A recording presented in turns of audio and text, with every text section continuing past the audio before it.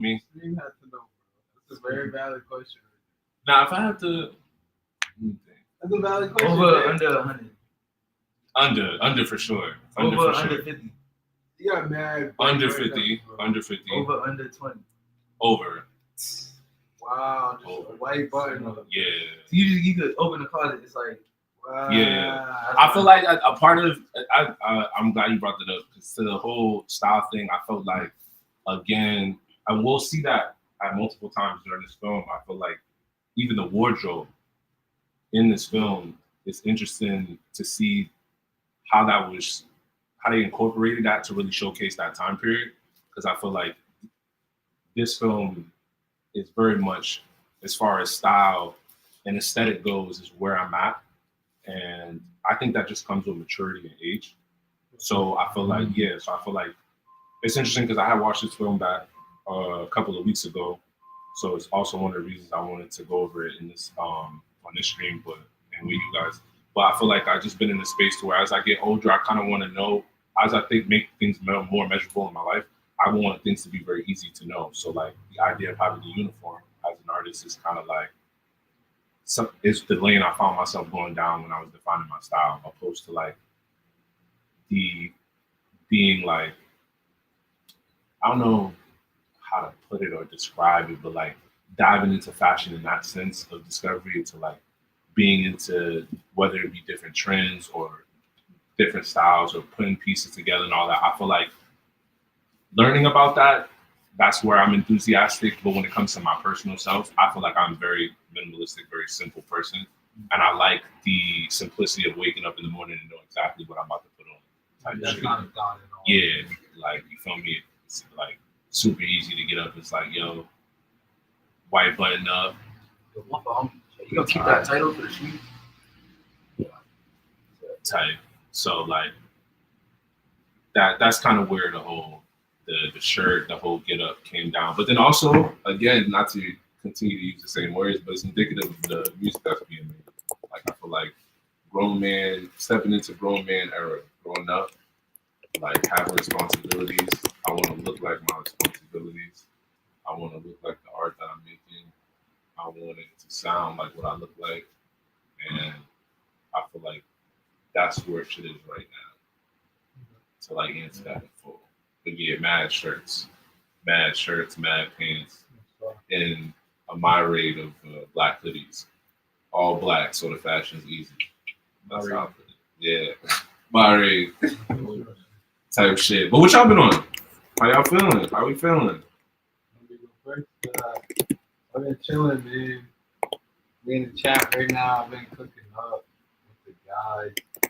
A lot of cooking up, though. You know what I'm saying? It's a good year going into creatively. Oh, hold on. The bro just walked in. Yo, why this nigga walked in all blacked up, RPO, like fucking he a real road man, my nigga. No Said that. Yo, you good? You good? We live on the stream behind the art. Yeah, definitely focusing on being creative right now. I feel like my beats, my music, my art is expressing that, you know what I'm saying, at the highest point right now. And really not knowing that, like, once niggas started engineering for real, like, kind of took off, it's kind of lit right now. Yeah. A lot more genres and shit now. And, like, back to the beats, like, it's just something now. The videos more, trying to edit videos more. It's a little harder, but like it's music production is just behind me. Even if I'm not on the record, something like that. Last time we did Su Casa, if I'm not on the record, I still feel part of the record. I can engineer it in a way, you feel me? Maybe like you might not heard on the record. I'm starting to see it's way more than just like niggas rapping. That's break the internet. You feel me? I'm working on that shit. Fire as fuck. Yeah. I wanted to get in that, but I want to hear how you've been to me. Been good, bro. I don't know, just been trying to stay creative and rediscovering myself, like what it means to be an artist in the bullshit. It's like in the entirety of the sense. It's like creating in any aspect, just trying out different shit instead of like just being on music, just being on clothes. I mean, diving deeper into the fine art and painting and shit like that. Trying to keep putting shit out. trying to keep like you were saying, like keeping the art maturing with you. Yeah.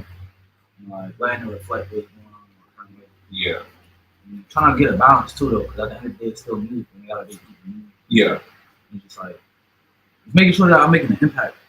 Yeah, most important. Yeah, that's really my main thing, making an impact on people that's around me or people that's consuming the art. They're not around me, they're consuming the art. See what the impact left them. It's not just like some type of casual like engagement with art. Like you felt something. Yeah, you either gonna love it or you gonna hate it. I want it to be super polarized. Yeah. So it's gonna move you. It's gonna move you, but like I want it to move you. Direction. Yeah, whichever direction that is, that's up to you. How you feel. Yeah. That's fire. I want to stay on that point real quick because you mentioned impact. The name of the project is Break the Internet. I want to also know, like, what was that moment for you guys? The first inclination of being an artist. I feel it's very different from the average question of when you get started or when you got started. Like, what was that? If you could take me back to that experience, where it was like, oh damn, whether it was the first movie you saw, the first song you heard, you were actually doing arts and crafts for the first time. What was that first moment? Like, dang. If you can remember. Nah, I can't. Like, I can remember. Like, I remember when I was younger, like elementary school. When they asked me from being bro. Yeah. I wanted to be an artist. Like in the sense of being a painter. I wanted to be a painter or a comedian. I mean, when I personally consider myself, it is crazy. I don't think I'm a comedian though. Yeah, I ain't start that yet. Nah, this is funny though. But I didn't like when I consider my own perspective of myself as being an artist, bro. It might be, I don't know. No bullshit. That's a good ass question because I used to write raps and shit before I even recorded one. I used to write raps, but I didn't think of myself as a rapper. I'm just writing raps because I like rap music. Yeah. And niggas rapping, niggas get lunch table shit like that. Niggas just emulating what we see at that point. Niggas might go watch some shit on MTV. Niggas watch Kieh. I want to rap. I want to write down a rap. Yeah. When I started considering myself an actual artist, I would say, that's a good question. Maybe like when I started dropping shit on SoundCloud, like 2013, 2015. Yeah. Then it's like, all right, I'm taking initiative to like, all right, let me document this art that I'm making and being like, let me put it out for consumption, opposed to just like, I don't know, I feel like niggas is just like, kids are creative in general. Yeah. So you're going to make art, you're going to engage in like artistic things. Yeah. Really not just consider yourself an artist. It's like, you identify as that, yeah. That's a different process. What about you, bro? When did I consider myself an artist? Or more so, what was that first experience? First experience was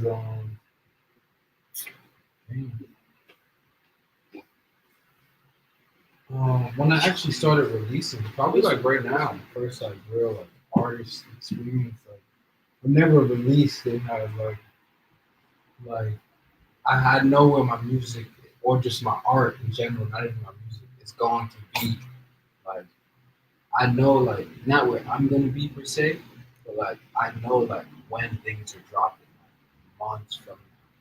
Which let me know like interactions and shit. Or like another time is interacting with people and shit like that. Like now that I consider myself more of a producer, but ever since I started rapping and back to the internet, I would take like ever since I started rapping more, I noticed people like, yo, see what you be doing, bro. You feel me? Like you dropping more and shit like that. But like to me, also noticing to answer your question, more so when I notice my output is kind of like supersedes what artists that are actually artists. You know what I'm saying?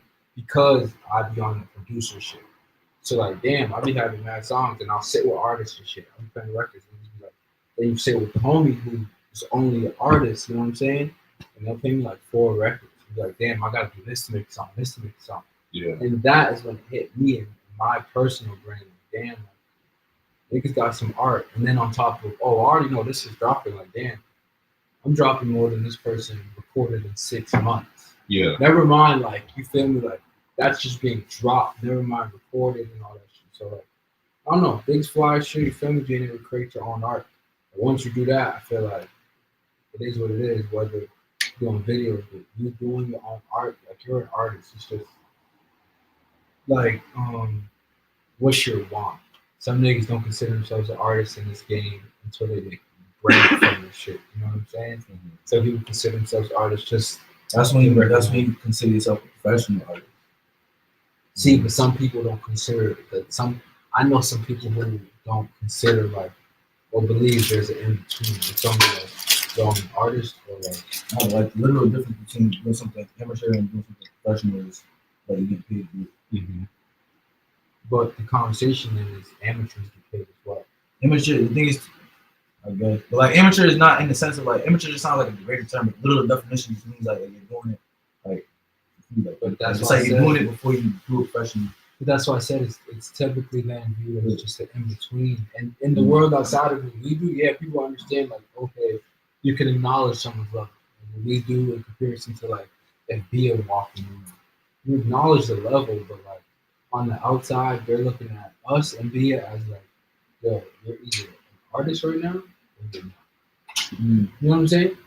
Like, you're, I get where you're coming you know, from. like we're upcoming artists with like that's back to my point on like the ability to create and shit like that. Like, being able to create, you got shit that's coming like already. It just showed me like, damn, like okay, I'm in the shit moving. And then for real, like working with Su Casa, y'all, like people have expectations now for my like music to drop and shit. Like people have seen me like, yo, I'm waiting for that new drop. I know you got things coming. Like I need to hear it on my streams now. Like I don't want to just hear it with you texting me and shit. You know? Yeah. So it gives more battery. Yeah.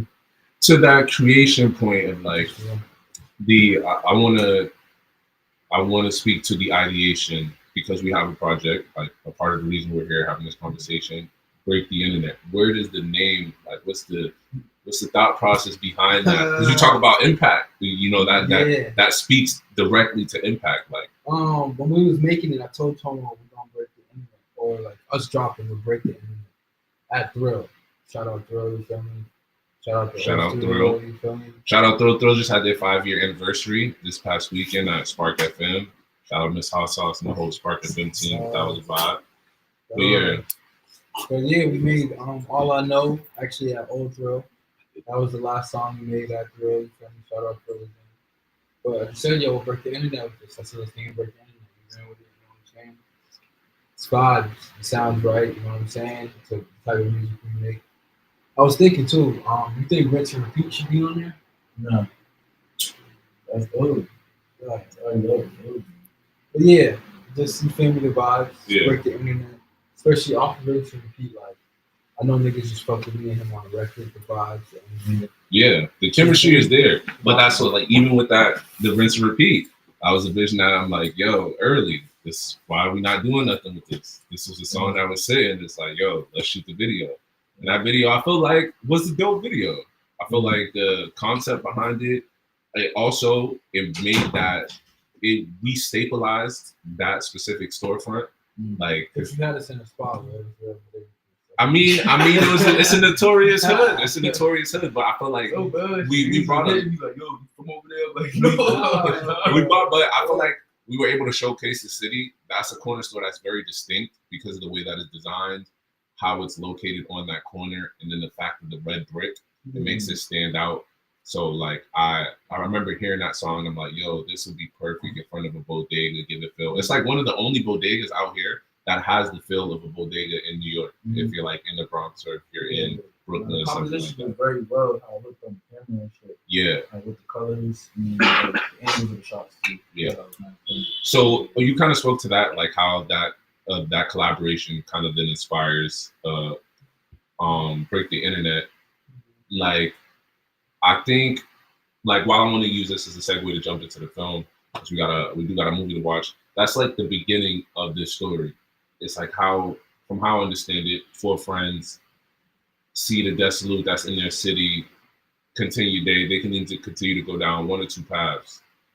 I'm a like freaking continue to get bullied on the court and like treated however, or I'm a like go down this path of like I'm a take advantage of what I see in my environment, and I'm going to use that as a source of means to scale and do what I need to do. And I feel like I like to look at it in the sense of an analogy opposed to the reality that, okay, you could either continue to get beat up or sell drugs in your hood and then become the kingpins, because there's more to the story than just the drug dealer lifestyle that was being portrayed. I think there's a lot to pull from the film, and that's why I think it was important to include. But in the first scene, like very early in the film, they talk about like, yo, we gonna fuck the streets up. Like we know we gotta do this. Like if we do this, we gonna be those guys. And I feel like it could be a reach, but I feel like that's kind of the sense from the inception of Break the Internet. It's like, yo, we do this, we gonna fuck the streets up in a sense, or we're gonna break the internet. But it's also just we don't just push what we already doing. It's gonna turn shit up. Lit right now. I feel like shit's getting real lit. Turn shit up. It's good music though. Like that's like the end of be all always. Music is good. You know what I'm saying? It's good music. It's gotta start with that. It's gotta start with no, that's the end. It starts and it ends that like it's like I be saying content. They don't fuck with content. It's art like but like when you press play and shit, like that's what matters. I notice like certain people don't care. Like some people don't care what your rollout was, like you know what I'm saying, what like the cover art looked like. It's just like they see, yo, what's that? You know what I'm saying? Like press play. You know what I'm saying? And then 100%, 100% ownership of beats, production, everything. Things on the whole tape. So like that's fly. You know what I'm saying? Like that's like fly shit going on right there. Yeah. Everything, like anything on the song, niggas made it. Not many people make beats, you know what I'm saying? Yeah. And then, like, you know what I'm saying? Like, that's true. That's true. No, that's fair. That's fair. It's a lot. It's some heavy shit right there. Let's get into it. That being said, let's get into it. Blue Hill Ave. The nigga that's in New Jack City too, is that his name? Nino Brown. No, but what's his name? Like what's the actual movie on the street? With the lights? I'm not even. I forget his name, but he's Tristan in this film. I know he's talking about the light skin. Yeah. Yo, you know, crazy thing about this, while it's based in Boston, supposedly a lot of the film was captured in Jersey, and they got a lot of B-roll. We gonna let niggas slide. There's actually film shot in Boston where they shoot in Boston. Yeah. Like not even talking like towns. Like I forgot what the name of the film was. Like about a young nigga that was selling drugs. And it was like you could see like Phil's Corner and shit. You could see certain gas stations. Yeah. But I just hear that like, but we gonna see. I'm gonna see if I see it. Type. Can we turn this up a little bit? Yeah. So, If I gotta go, I'm gonna go back, bro. If I do, then You watching the whole movie? yeah, we're gonna try to get through the whole joint. You watching the movie? We'll pause it. That kind of how it works is we pause at certain parts that are stand out. You watched the movie in the last year with Caesar? And we watched Basquiat. Yeah. This movie called Basquiat. I don't know if the name of that film is not. Yeah, no, the film that it was Basquiat. That one was Basquiat. There's two films about Basquiat. There's one that's more biopic like. It was the one where that nigga's carrying the painting, like it starts off as carrying the painting.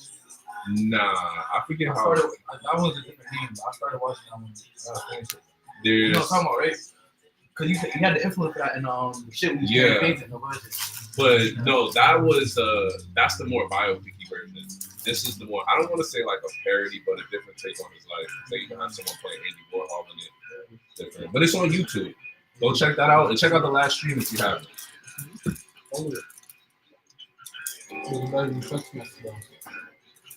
I always like films where they start off with the ending in the beginning. You know what I'm telling you, the movie. I mean, Don't do that. Homie. You see off rip, you see what they got on, see how Bulls is dressed. I feel like it was just a time period where it's just like everyone's dressed like a gentleman. I said 1991, right? Yeah, it's like this time period. It's like suit and tie, business. Everybody was in a suit and tie, so you never know. You feel me? Suit and tie was your alibi. You're in the streets. Feel me? Hip hop. The hip hop was hard. I must say it was I feel like 91, maybe it was like 94, probably 95. I would say maybe 2000. 2000 is where this really was just like all the way out the window.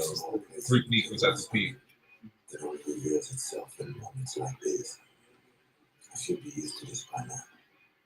The Trenchy.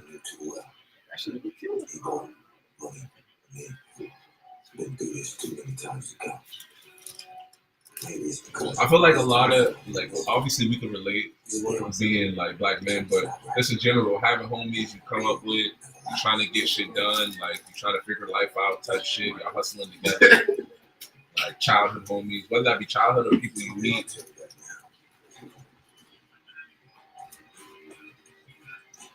And I feel like we all innately have that, like, not world domination, but like you want to boss up and like take over your situation, take control of your life. We all have innately have that in us. I feel like you see a lot of that expressed throughout this entire movie. Yeah, like you feel me? What's up, fellas? What's up, Jack? What's up, Jack? Is that the money? Ain't my money. Then it's shit first. Cautious. I love cautious. Brother, show me it. Yeah, baby. Show me the game. Why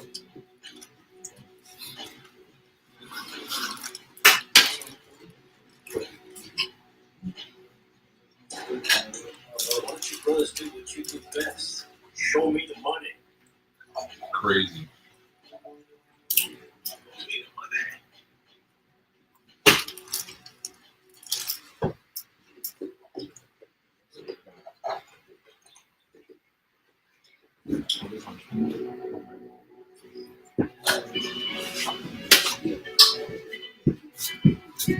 So, See, this is real life.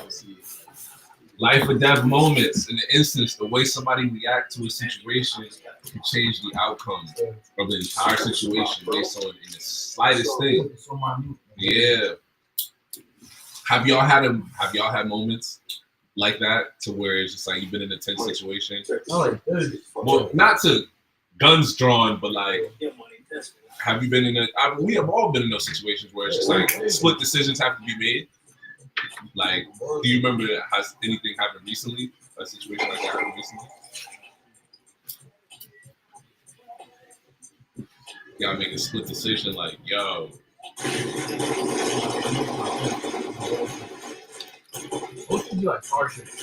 It's like near accidents, shit like that. I didn't get into an accident. It wasn't that big. Okay.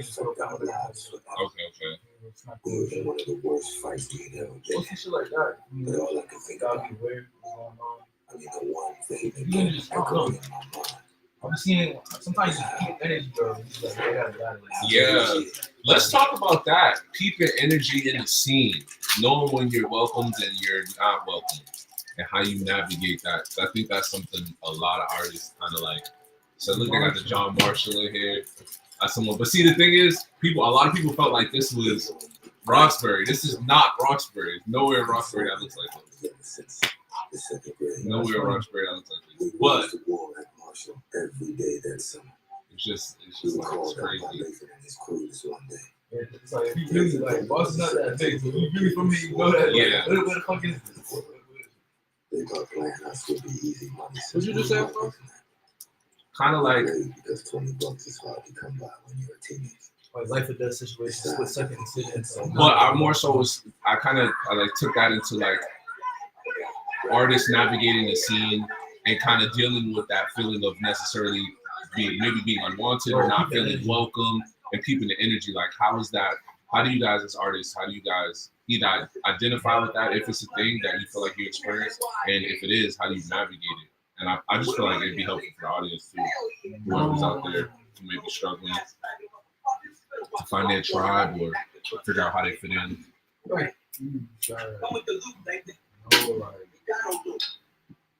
Where to be. And it sounds like that's the simple, easier said than done. You gotta know like where you can be first. Right. There's a lot of studios specifically for first like, but you can walk in, but if you can't like do nothing for the session, it's like, all right, bro, what are we doing here? Yeah. Unless you're invited, you know what I'm saying? So I'm like, if you're not invited, don't pull up. Unless someone tells you that's in the session, yo, pull up. Yeah. Like, you know what I'm saying? And even when you're in the session, like, God is doing something. Yeah. Niggas are smoking, you know what I'm saying? But I'm a big believer in this. It's silent. Or if I see like the person who was making music is not making music, I'm gonna try to make music. See what I can do in the session. You know what Kind I'm of saying? taking initiative, being productive. That's fair. That's fair. Or if I know like I smoke a lot. Ronaldo Jam. We call it rap. If I know I'm fried, you know what I'm saying? Like, going to a session, we want the homies. I'm like, real, I'll pack Prostitution, beats extortion, and stuff. Going there, like, while I'm in there, you know what I'm saying? Go to the bathroom or something, like, pack with some beats in the pack. Yeah. Just be like, yo, I got beats. I'm like, send them, go back to sleep. You feel me? Like, Yeah. but you, like being involved is like, I important. Most people can't be involved because most people feel like they're not an engineer, if they don't make beats, they can't. You feel me? Yeah. Like it's mad things to do in a session, especially as an intern now. Like, get the homies some water. If niggas hungry, you feel me? You could be the nigga that just smoking, give niggas water, like food, like mad humane shit. Get like see if there's some shorties out there. So they're different. Like, you mean? That's fair. What about you, Tom? No. I just be, it ain't even about that. Or there's certain situations, or like, niggas like being tension.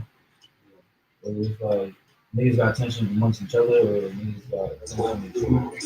I just need certain actions. And I'm just like, this is not a positive environment. More than $20. I don't know. Especially when niggas, when it's like alcohol and involved. That's when I really be like, alright. Then niggas just do anything. It's just like, most of the time I'm chilling, bro. Sometimes you just gotta know, when you out. Yeah. It really be like when I be in certain functions. I might go to a function rather than like in a session. There's less times I've been in certain sessions where I might feel like, oh, this is I keep energy and I gotta lead the session. It might just be like I feel like the session's unproductive. Yeah. Like certain functions I might be in. I'm like, all right, there's too much going on right now, or there's too many niggas moving around, or I have the voice put up, and then they said keep it down there. Niggas start moving different after that. Sign. I don't know. Niggas just go. I don't know. I just keep how niggas moving, especially when alcohol is involved. Like, the niggas just mad, like sporadic, Yeah. unpredictable. It's like, yo, anything happen, bro. Like, you be keeping like small movements. Like, the marks and shit. Do you guys feel like alcohols inhibit spirits inside of you? Yeah. Like unlock different sides of you? Y'all little pimps look fucked up.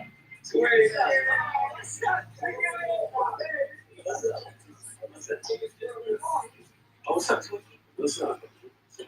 Fuck me out. Yeah, this is later on in the film. You'll see why this is important, which is crazy. Yeah, ain't that motherfucker. You got my whole take care of you. Oh, grown man, Nah, man, we can take care of ourselves. it's a bad week, bro. Get you a hug, right? Buy something nice. Treat like something special. Shit, take care of your hoes will take care of you. Right? Hell of a lot better than just beat up with a motherfucker right here. Do you guys feel like y'all saw that coming up? Hey, Like the prostitution and the drug game along Blue Hill type shit. Like, what was your? How do you feel like the experiences you had on Blue Hill Live informed your artistry? I don't think I've even seen or noticed prostitution. I might have been too Well, more so just in general. Blue Hill Live. Talking about like growing up, you know, like I'm hip. But I'm saying to see that as a kid and be like to register that shit in your mind, like, oh, Yeah. Like, I don't think maybe I registered. I did know that like I was like he's doing drugs and shit, selling drugs and selling drugs. But I used to think drugs are all the same shit. It don't matter what type of drugs you're doing, it's all the same shit. It was like I was paying that. Yeah. So it's like certain. I definitely knew Like, look at this scene. This is their first. They're Definitely the prostitute. at what age did you know? Oh, this woman is a prostitute. Yeah, now that smokes. It's like more so like not even. I don't know the age. It's more so I could tell like by vibe. A lot of shit you're not gonna tell off the look. It's easy outside. It's Now you know Uncle Pee Wee is the kind of guy that can never quite get it For together. real, bro? You know, You ever who's like, jacked up cause around my clothes, mom, I can't can't get a job. He's the kind of guy you have to be in the mood to have around with. People that don't like telling you what they do. And then like most of the women that are the prostitutes or work in the bar industry, or like memoir, bottle girls and shit, bro, they like the most. So that's why I'm asking. Did that register in your mind, like thinking back on it in hindsight, Yeah. or is it like something I like? You a kid and sure you like this bitch so pussy. Oh, Like what you bro? How is that a concept that in your mind? most of the better ones. Oh, you noticed that you was noticing the escorts early on. She's bad. When she's bad, you gotta look at what she's bad. The baddies that like, especially the BBL demons. BBL demons. The BNBL demons. Talk about that. Did like, well, I also didn't have any experience on Blue. I was on 20 older. It's the baddies. okay, so okay, that's You right. have Really say Dorchester. but you have like accessories that cost more than your entire apartment. I understand that, but there's multitudes to that because you don't necessarily have to be an escort. But There's that's just why some. I said a bad. I had to emphasize a baddie. Like so you 8 years old, 9 years old, 10 years old. I see you doing that. Nah, it's just like, oh, I know she don't work. Because she tell you that shit. No, I just know she don't work. I know she don't work. She's just like, my conception of it was I wasn't like, oh, she's like pussy. It was more so like, oh, she probably gets paid off her body. Damn, this is That's crazy. a crazy conception to have. I want to put something out because this is. I feel like to growth and maturity. When you talk about, I feel like growing up in our city is a very distinct development process. There's a certain level of character building that comes with growing up in Boston and being black. It's like you learn how to. You can live in a city like New York. You can live in a city like Chicago. You can blend in the South. You can understand a place like LA. Like I feel we're a melting pot of not only cultures but just like tradition and a bunch of different like ethnicities, like everything. And I feel like it gives us such a unique experience. And that speaking to that scene that just passed, like real quick, I gotta stop there. When's the first time y'all came across drugs? Or you found out someone was blowing it down, bro. So That's always been like something like prevalent. And there was a certain time, like my mom used to smoke cigarettes when I was very young. So me and my sister used to be like, yo, stop. One time I threw a blunt away. yeah. It's like, oh, there's a cigarette. She's like, no, that's different. Like, don't touch that. That's not that. So for them, like, we pick up on shit, like, oh shit. When they'll tell us to leave at certain times, like, what are these niggas doing? And they smoking, but it's not a cigarette. It's like you pick up on certain shit. It's like, yo, that's crazy. Yeah. And it's crazy because I've had the same exact experience to where it's like not throwing anything away, but it's just like why is the smell coming from the room? Why is the door being closed? Why are we told to go lay down and go to sleep at 8 o'clock? So it's like, why are you going in the kitchen in 3 o'clock in the morning? Why are your eyes mad red and you're smiling? You're not crying. Nobody's sad. What's going on? What's going on? What am I experiencing? What am I not being told about? But more importantly, the smell. Do y'all remember the first time? Well, I mean, we're talking about weed in this case, and cannabis, but in this, they see their history teacher is a crackhead. Like, have you guys ever had that moment? Like, I remember finding out my teacher was a smoker. That shit, honestly, it kind of broke me. It's just like, damn. they was smoking weed or they was smoking crack. Crack. Damn. Like, yeah. while being a teacher.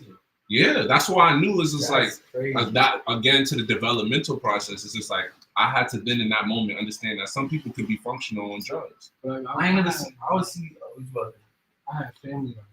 I would more so see like either my friends' parents and shit or their grandparents. Like, Yeah. I never had a teacher. I had a teacher. Yeah, that's kind of what I want to get to. If y'all had any, like, if y'all had that school experience, or maybe it was somebody else in school. I see people. I see mad people.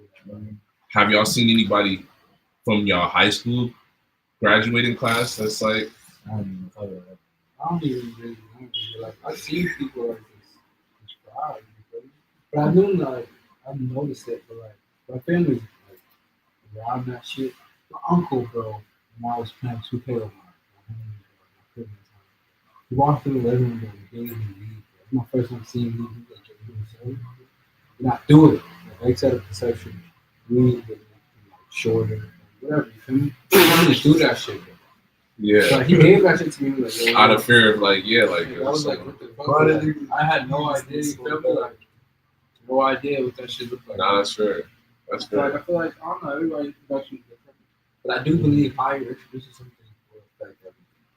Like, you gotta be introduced to things in the real. So that's what I believe about like, being real. That's brings me to another point I want to bring up too, and I'll wait to bring that point up though. Like, weed was never like hidden from me.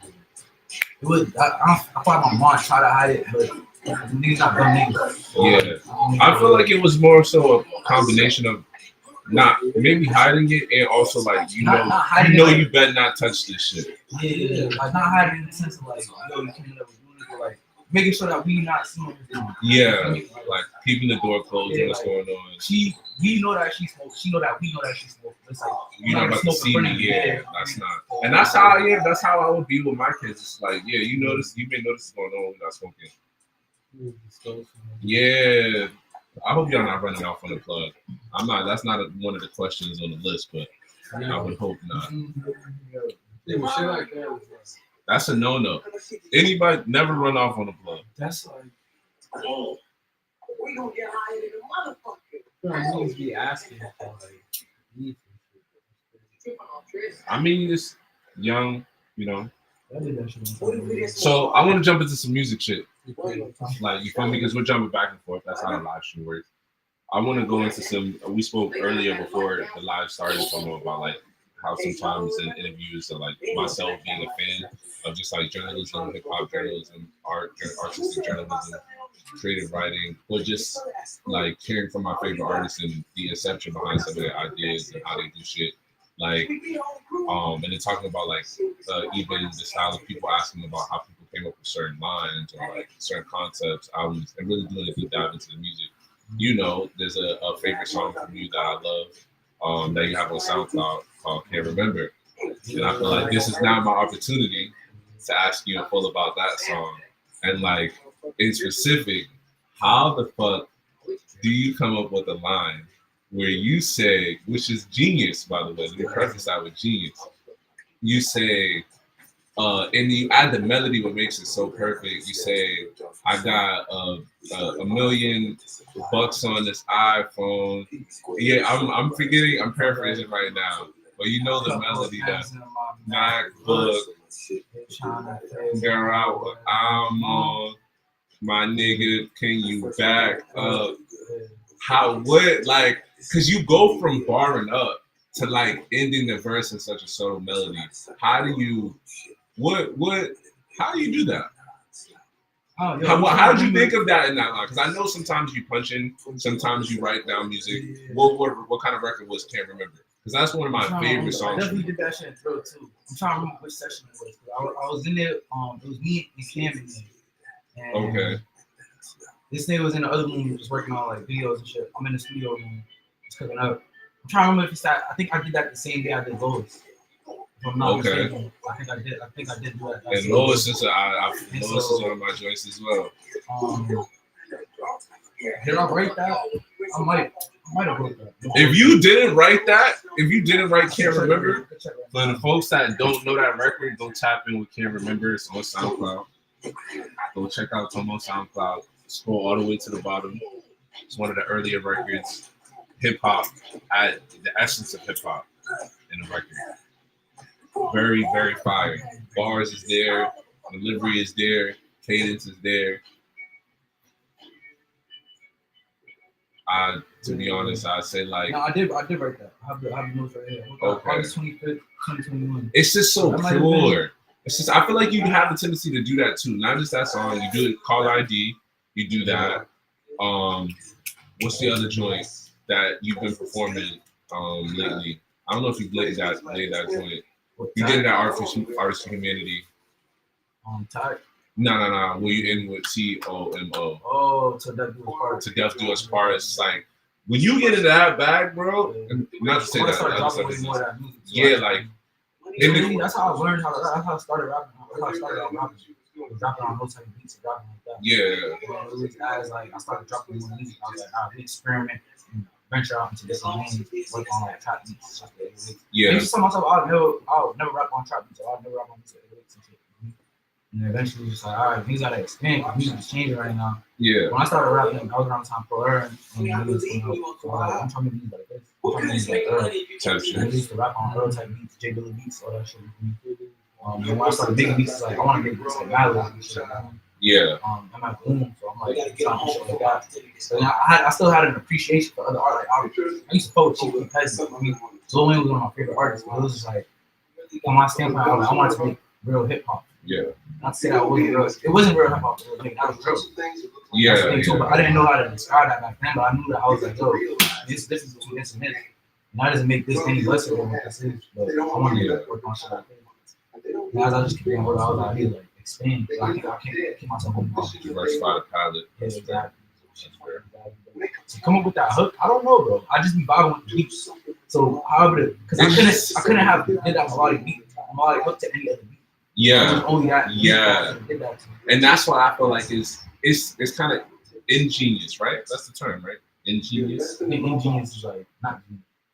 No, I felt like that. Isn't that even more ingenious? I feel like when you put in, it's like it disputes.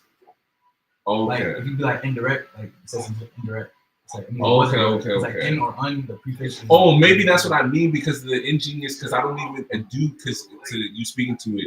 Was it even that intentional of you? Like almost, it was just a vibe that you were in. Everything in that sense. It's very intentional. I feel like everything I record is intentional, but everything I write is even more intentional. Okay. Sometimes when I'm punching in, I might just be punching in. And I might okay.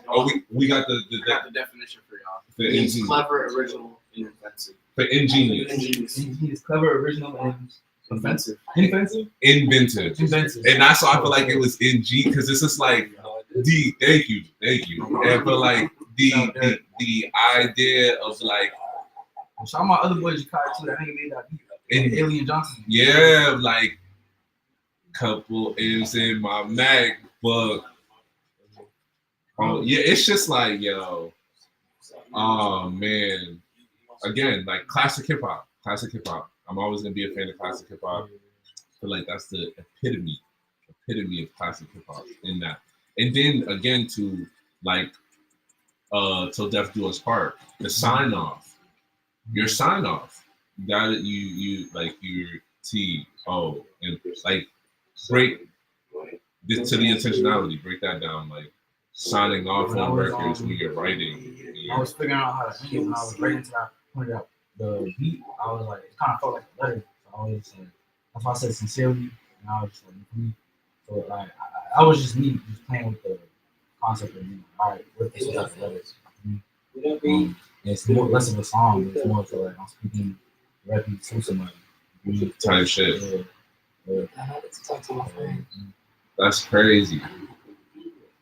So knowing that you had, is it a symbiotic process? Because you said both are intentional, but one's even more intentional when you go into creating each record. Yeah. So when I'm writing, I'm way more intentional because I might take more time. I'm thinking super hard about what I'm going to say because I'm like, I have to think it and then write it. When I'm punching in, I might think of the craziest shit. I might just record it. And then when I listen back to it, I might hear it and be like, I get coded, I don't. Yeah. But oftentimes, if I write something down, I'll never change something to that song. If I punch something in, sometimes I listen to the song like, I should have said this in this line instead. Yeah. It's like because I'm in that moment, I'm just saying what's coming to my mind. Instead of me sitting down and really thinking, what's the best word that goes here? Not the word that just makes the most sense in my mind. What's the most intentional word that I can use? Yeah. That's fire. But punching it's a balance. It's like you channel two different things when you do that. Yeah. I feel like sometimes you might overthink a record and end up not finishing that shit. So you just think it's hard also, instead of just saying the shit. Yeah. And which for me So it's freestyling. And pushing is freestyling. It's like controlled freestyling. It's like you're not doing the first song freestyling. I think when it came after you, I just over a couple ounces. That brings me to. I have a freestyle question. I'm glad you brought that up, but I want to ask you, Kieh, about the record that you did put out.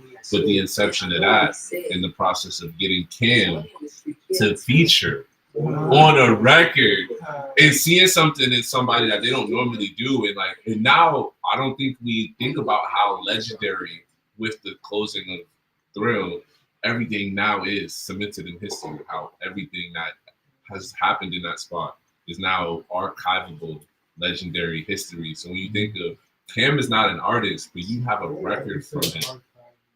Like you dropped that too, right? Exactly. That's out. You're the only person with the Cam verse, and it's fire. It's when we talk 100% ownership. Like, what was why did you see Cam as the individual to be able to deliver that? That type of vibe, like you said, it gave me one of those vibes. Where the fuck you get that, man? This as a record, like when I made the beat at Thrill, I was over there on the other side working on something, video stuff, you know what I'm saying? But just that I like Aloe Black. I don't know if you know who that is. No, I name something familiar. Aloe Black. I'm the man. Oh man, that's my joint right there. That's one of my favorite songs. No cap. But I like records where there's artists on there who are not necessarily artists. They can vocalize, you know what I'm saying? Oh, kind of like, what's that? Would you say that not what's that record? That's getting sampled. Not Monday, Tuesday, Wednesday. Not that one. The other joint. I got green. Say that. No. Yo, that all out of all songs. You know it? That's crazy. That's not a song. It is. Mad people use that in beats. But not like a sample, like it's not a sample, it's an actual song, but pump and jam, pump it up, jump in, house track, yeah. A chance to sing, make my day. Make my day. I don't know if she was an artist or they were artists. I don't want to misspeak, but like that what you mean? You like those type of? I just like those type of records. Like it gave me the vibe. Remember, like back in the day, like Tupac would have like just a random person on the record. Okay. It's that type of vibe. Yeah. It was an old school record, and then I don't know. Cam and Steph helped me write the verse. Yeah, like Steph came and myself wrote that whole verse. Then I punched it in the film, recorded it, and all that shit. But we did the whole record together. It was fire. Fire. That's history. That's a great project right there. Yeah. You know what I'm saying? Self-titled. You can go to SoundCloud and find that. That's on all streaming platforms. Yeah, absolutely. Yeah. Every music on SoundCloud. Yeah. Let the people know. I'm on SoundCloud checking out all your new music. Yo, but because I just missed it, I wanted to talk about it before the freestyling component. I'll get back to that. First Love. Oh, so you feel like that show you look like a bossy shorty? Yeah, for sure. CV. Feel me? Good CV shorty. They know what they was doing. She probably not even. Nah, but like, hold on. I want to pause it there. First Love. We see here Tristan. He's in 11th grade when he comes across. I forget Shorty's name in here. Who like First Love? Like, what year? What grade was that for y'all? First time it's like maybe it's not love, maybe it's lust, but it's the twinkle in the eye. Like, when was that twinkle in the eye with the butterflies? Lusty. It was at Merrimack, bro. I used to rock with this. Merrimack? Yeah, bro. I used to rock. Nothing before that? No. Okay, fair. The girl I first had sex with, we just survived. I'm not gonna lie. Oh, so this is the virginity. Nah. I lost my virginity in high school, but that was just a vibe. Like, it wasn't. But you just said the girl that you first had sex with. Yeah, He wasn't really lusted after. okay. That was just lust. That first girl, my first love, like God. He said, bro. He said, "What's your fight?" Which one? No, the one you want to tell. It's your story. You feel me? Now I respect it though. All right, Pete, right? first love type shit was a shorty in from Merrimack. Fire. You feel me? Mhm. What you want to know? You want to know about it? Or you want to know the vibe? I more so just want to know like what that experience was like for that. Like, what was that? If that first day, I feel like they kind of lightly touched it on in here in the film, where Tristan kind of meets her on the basketball court early on, and he kind of sees that he likes her. Like, did you have a moment where that like has ever happened? Maybe a better question is love at first sight, because it feels like Tristan knew in this film. This girl came. I was a freshman. Like you know, how, like you about to go to like home on campus type shit. Yeah. It was like a couple hours before my folks was about to pick me up, type shit, and she hit me. Was like, "Yo, you want to watch a movie?" She was a commuter. You feel me? Pulled up. Was my first time in Lincoln with her. It was one of the type of vibes. You open the door. You feel me? And you just hear like the little music.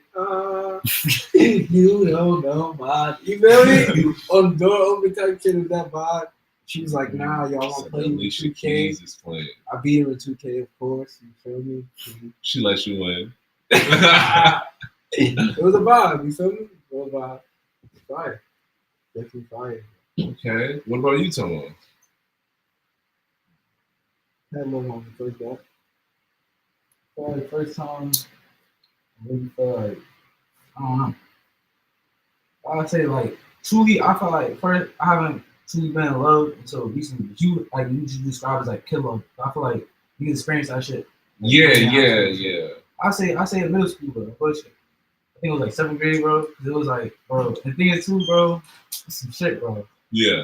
Like there's a shorty that I really fucked with, and then but her friend liked me too. So then I fucked everything up. Then I got her back. I ended up getting her back in high school. And then I fucked it up again, bro. You know? Damn. But yeah, the thing is too, bro. And then she ended up having a kid recently too, bro. That's shit. You just keep your shit. Yeah. I just be like, bro. I'm like, damn, bro. I be thinking about how my life would turn out, bro. I was like, cause I used to let everything get in my head. I used to be like, yo, I can't be like showing too much affection or trying to be like being a simp and shit like that. So I used to be like, yo, I gotta have mad hoes. She used to let shit influence me and shit. So I used to be like, I have to do this. I didn't really have to do it. Yeah. You mean? So I was just like, it used to be more like letting more niggas influence me and shit. I used to really like, fuck up a lot of situations. That wasn't even necessary. Yeah. But that's because I didn't have no real example of love in my household. Yeah. A single mother. I'll tell you shit. Like I always see it in my grandparents. It's just like. Yeah, it's a little. Like, it's distance. The proximity is different. Like, I'm not seeing it on a first-hand basis. Yeah. Like, oh, this is what I should do. Or shorty, like you can be like, oh, I should do shit like buy a flower, do shit like this. Yeah. Seeing that, like me, it was just like, all right, we're together. We gonna like link up, we'll do this. Might buy you food sometimes, like chill. And as I got older, like that's when I really like was like, all right, nah, you gotta be way more intentional. Like you actually care for me. Love is something that grow and develop. Yeah. It's not like I don't think there's love at first. Like I think that shit does. Okay. Like I'm a nigga. Like a couple years ago, I used to say like I fall in love like 10 times a day. I see shit every day. I can hear you. But it's like yo, a lot of times too, like you'll see a shit like yo, I'm trying to link. It's like yo, I never want to link you again. No bullshit. And I feel like that's the book. Okay, because we're getting further and further away from freestyling. But I got this question because that brings up a valid point. Is dating still a thing in 2025? Dating is not hilarious, bro. So is it? And so I guess that's a great question. Is dating still a thing in 2025? Like it's yes. It depends on the vibe. Yeah. Like, do all shit you get taken on dates? No. Big vibe person. No. Say that. I am a big vibe person. But it depends. Like, all right, for real. In our generation of where we at, I think me FaceTiming a woman is a date. okay. No, but you're burnt. It has to be the most meta shit I've heard in my life. FaceTime. Never take me out your real FaceTime last night. But let him explain his reasoning because I definitely want to. This is a real dog. You follow asleep on FaceTime still? That's what I'm saying. In a relationship, I do not agree with this. You see, no, that is like the first. All right, let me rephrase. FaceTime is the first link. What? That's not a link. Okay. Walk me That's like through. the Bro, first, you like, too deep in the internet. It's the first time you Walk me catch through the vibe. strategy. Walk me through the That's strategy. the first, like, if Mhm. the FaceTime is chips, are you going to So link? let me ask you this: how'd you meet? So you it's because you Assuming, Instagram, assuming and then you FaceTime even her? if you met her in the club, FaceTime is like the first, like, yo, what up? Like, yo, what up? Yeah. Mm-hmm. Am I bugging right Can you now? have a conversation with this woman? Yeah, like, and if that's chips, y'all ain't going on no date. So FaceTime is like in our generation, again, is the first like that's the coffee date right now. Now if that's fire, now He's doing Zoom interviews with the host. I mean, I do want to acknowledge the fact that it's different strokes for different folks. I do feel like this is an interesting strategy, and I feel like it poses another question to like, where has the trust, where has the trust gone to like that I guess was there previously for people to be open to the idea of meeting someone at a restaurant and letting that first actual human interaction that isn't being delivered through any other means other than like actual energy, or however you want to label the energy. I think that depends on where we met. So if we met at the club or like it was just some quick like, oh yo, you look good, what's your info? And then we end up texting can lead to FaceTime. If I just seen you at Trader Joe's and then I text Shorty like, yo, let's go to the diner, you family or some shit like that, I'm making initiative to like have a it's just like I'm putting a lot out there, and this first real date could be chips. You feel me? But I mean, you had the opportunity to find out as much as you could in that initial interaction in the grocery store. I'm in the grocery store though. Like life is still a thing. Yo, I gotta go somewhere. You can still be. But you can tell someone's vibe even in a very simple 5-second interaction, like whether or not you would want to even give them your phone number. Because I mean, if you talk long enough to get someone's phone number, to exchange phone numbers, then you can kind of get the vibe of the girl to know if you would want to go out in the future, let alone be on FaceTime. So there's opportunities. Maybe you're just. But that is where I differ in my personal opinion. Going out and eating with somebody is like That's not the only form of date. Yeah, that's kind of what my question was. Like, what does it look like? Still revolves around. We're going to eat something. I'm going to be talking to you for an extended period of time. And I don't want the conversation to be chips. I don't want the vibes to be like, you feel me? Like, But what if it is sometimes? I think let's speak to the reality that sometimes it's just not. Well, I say sometimes it is. That's why you might do some shit like go to a museum or go to a park too. It's like you have some type of Pass the mic to You have a stimulant. You have a just stimulant. sitting down, eating food. Like sometimes like it might be awkward to you at first. Like some people don't click like that. But then like you might go do something where it's like interactive. You see their personality shines and you get like. Yeah, that's how you find out what you kind of like about each other. You can kind of like point out interest. And, and you can see what will naturally bring out enthusiasm in one another. I think I'm even trying to talk when I eat. I'll be sitting out I'll be eating, bro. But I'm sitting out to eat, bro. Yo, imagine the mind of our first dates on like the girls on the first date. When in the eating situation, if we're gonna make it, because you gave the example of eating, so imagine the mind of them in that first date. For you to not even consider going based off of phone interaction that could or could not be really reflective of a person's true character, energy, XYZ. It's just like. What do you mean? If you call me on the phone in the morning and I'm tired, that's reflective, and you hear it in my voice, you understand it in my character. If I call a shorty, so let me rephrase this. If I call a girl, right, if I just met her, and I'm at the studio right now, imagine it's 2 a.m. I text her, yo, I can FaceTime you? She says, yeah, sure. All right. She answers the phone, it's pitch black, and I hear like she could have just woke up to this text. that all of that is telling me, oh, she's just trying to chat. She's down to chat. She probably, you feel me, it's the weekend. She's really in the crib. In comparison to like, I hit her. She's at another function. Phone's just, you feel me? I hear there's mad people around. This nigga dropping some psychology, bro. No, but this is more so what I think about when I'm thinking about like, damn, is this person someone I should be like in the present day speaking? I should be trying to meet this. You cannot have that intention, but like that's the vibe I'm getting on FaceTime.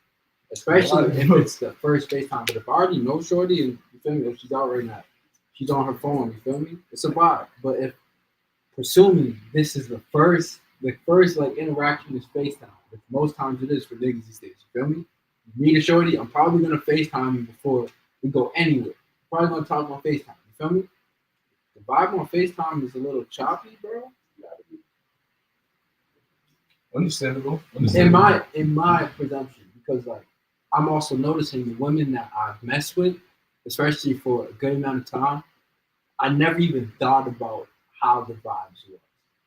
Like that shit never like hit my brain. Like so like when I'm already meeting a shorty and I gotta think about the vibes, that's like the shorties I've met, like 4 or 5 that I really mess with. There was never a thought of like vibes. Even if it was silence, it's like, all right, man, I'm doing something quick. It was never a thought of like vibes. Is that you feel me? Yeah. Even though I'm big on vibes, there was never a thought of like, damn, am I chilling right now? Like, yeah. That's funny. It's a lot, you feel me? I look at that shit deep. That's how it is. That's all it takes. 3 times a day. Wait, these niggas aged up? What do we miss?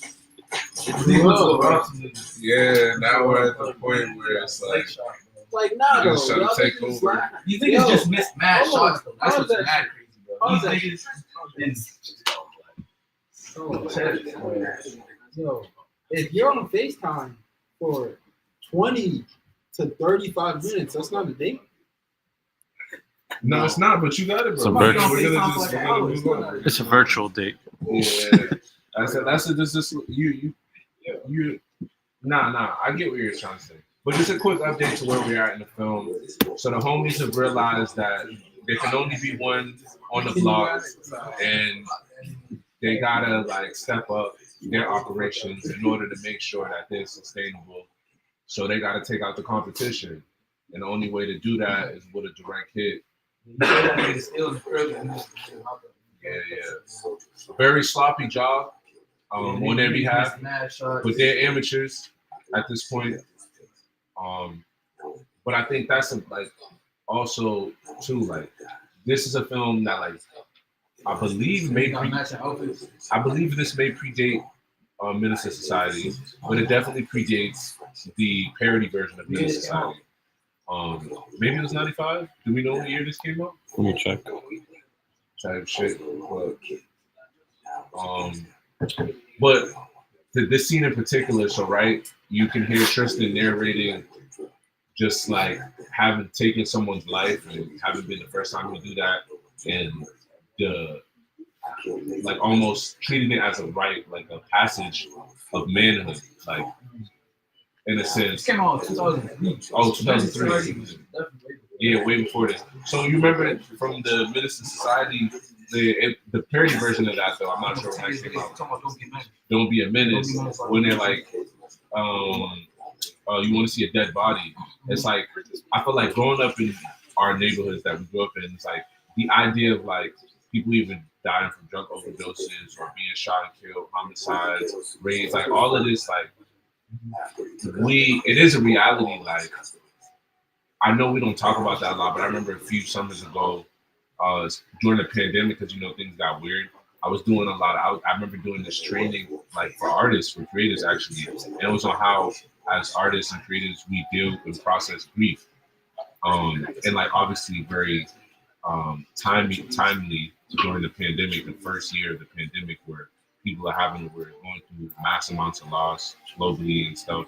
So it's like, I think it made me during that time think about, it's like, this is something that we've dealt with in our respective communities this entire time, and sometimes it's even informed the art that we create. Like consciously and like sometimes subconsciously we're not even aware of it.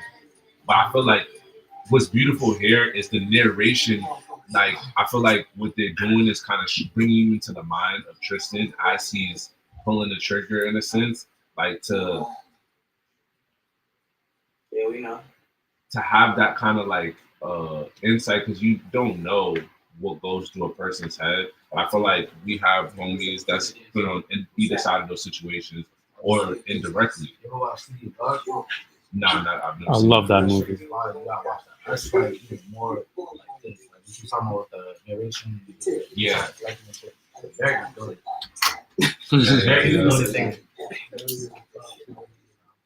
Yeah. It's like hoods in Brazil. Yeah. It's dope.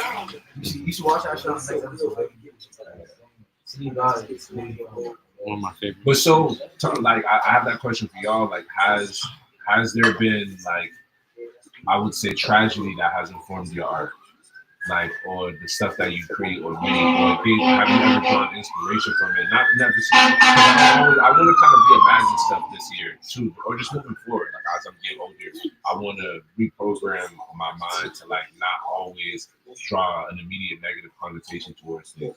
So how I look at trauma and tragedy, and kind of from a sense of resilience, and how could I like not magnify what's wrong, but more so identify how could have been better, or how something could have been better, or how it is better because it didn't, like it could have been worse type situation, and finding the silver lining in that.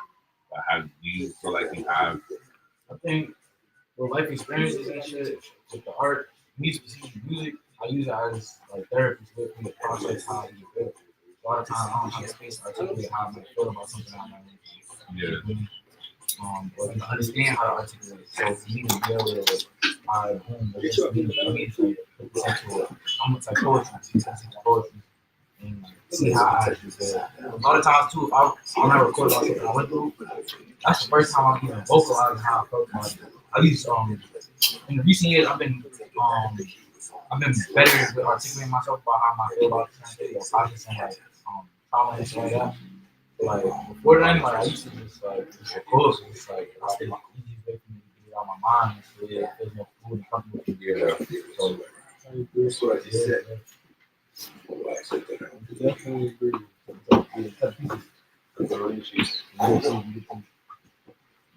Maybe you're just a naturally suspicious kind of guy.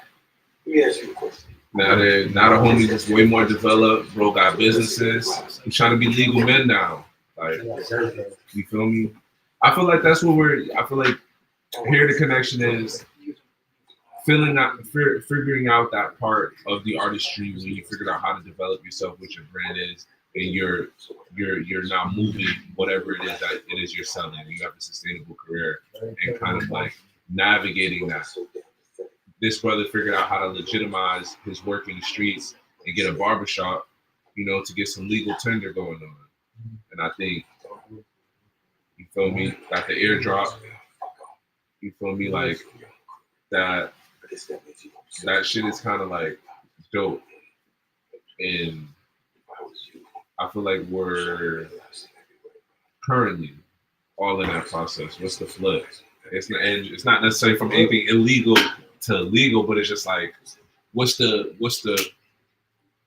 to make this? Nah, I feel you. It's less about more legality of it, and the illegality of it, but like the practicality of it.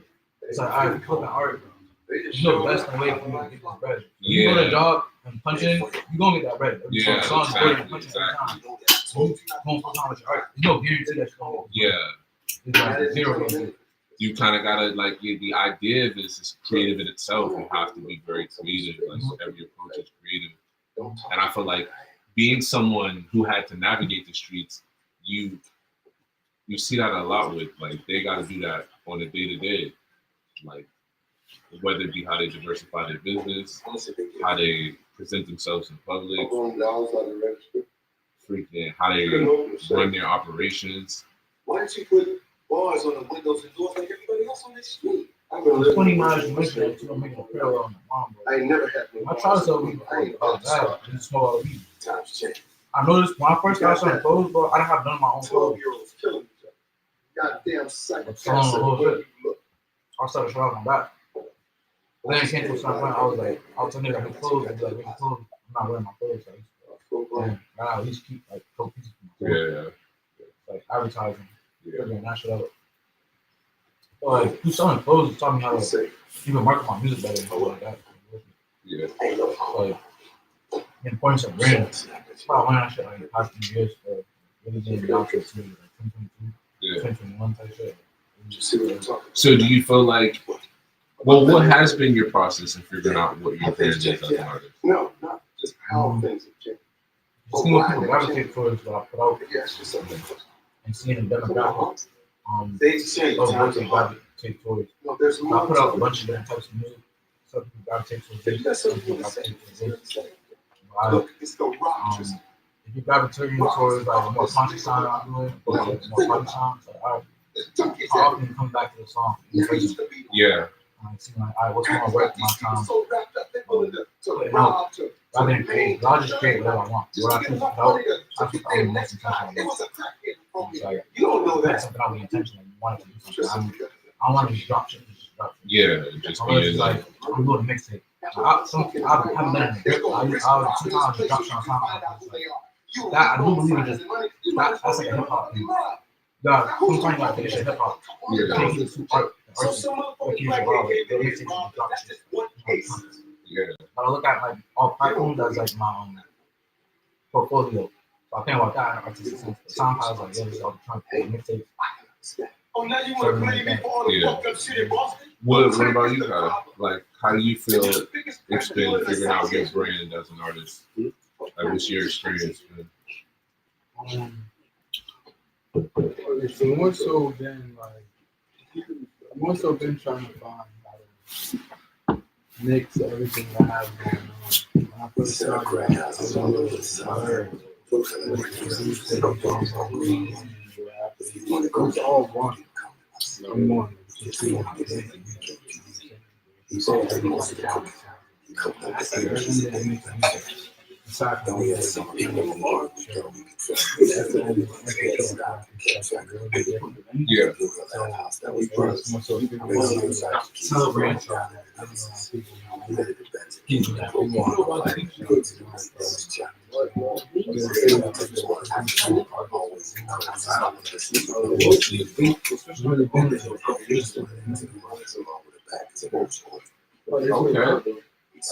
That's interesting.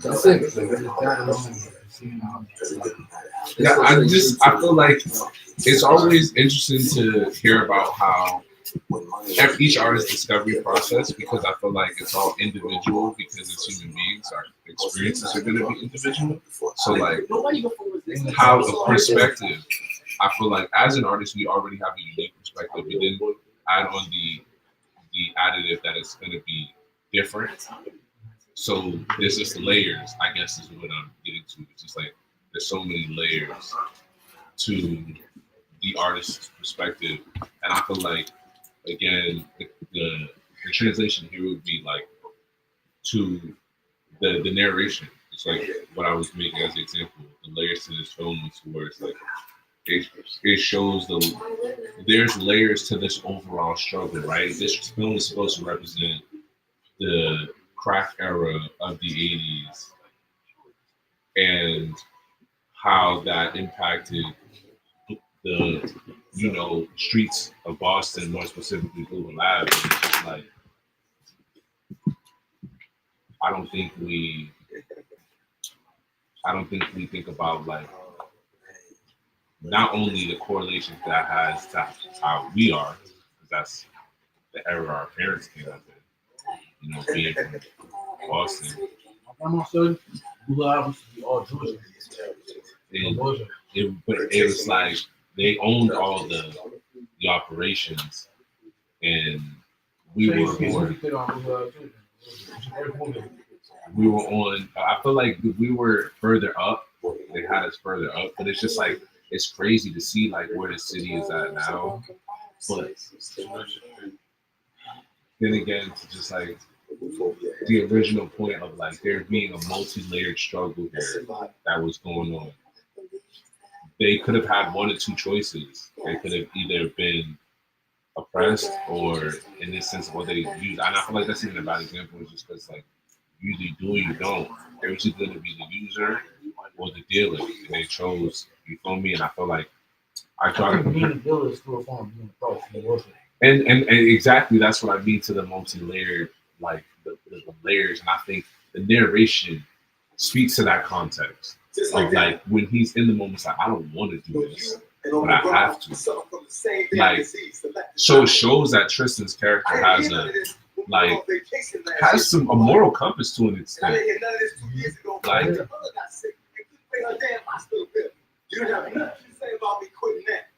and this is a perfect example, yeah. Well, I find it very interesting that it's okay for me to risk my life so you can wear this Gucci drawers, oh shit. But now that your stomach is full and you ain't hungry no more, all of a sudden it's okay for you to tell me it's time to quit. Gucci in your style?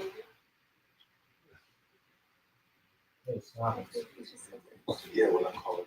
So that's what you're thinking of me after all this time, after all that we've been to each other. That's supposed to be the Look, I don't need this shit right now, okay? Yeah, this is the scene where Tristan just, has a miniature breakdown. I experienced some anxiety. Yeah, she wants him to get out the game. The smoke is hot. The pressure is being built up. The feds are building a case against him. She's already spoken to the feds and was tricked at this point, thinking that she was helping her husband or fiance, rather. And so they find themselves in an unfortunate predicament where he's being followed now. So it's causing distress, and that's what they want to do. Feds want to come in and cause distress in a household. Now they got you fighting with each other. We're supposed to be a solid unit, holding it down. So now she's questioning what's been bringing in all the dough, knowing this is what's been taking care of everything. Like she's questioning instead of offering like a solution. I figure out in these situations we gotta offer solutions and not necessarily say quit. Let's say, okay, look, what's the next play? Like let's get a brokerage account. Like what's the next play? Like, you feel me?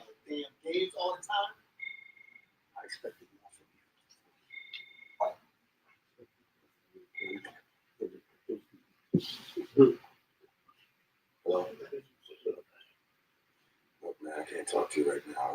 This is one of my more so favorite parts of this next scene coming up is one of my favorite parts. And is that the fat black dude talking? Simon, yeah. I knew he got a fat voice. Bro, he got a fat nigga voice, bro. I'm sorry, dog. I heard that shit. I knew that was a fat nigga talking. Yeah. But so like this is a representation of like how you can't let nothing come between you. Yeah, you can't let none come between you and your situation in the household.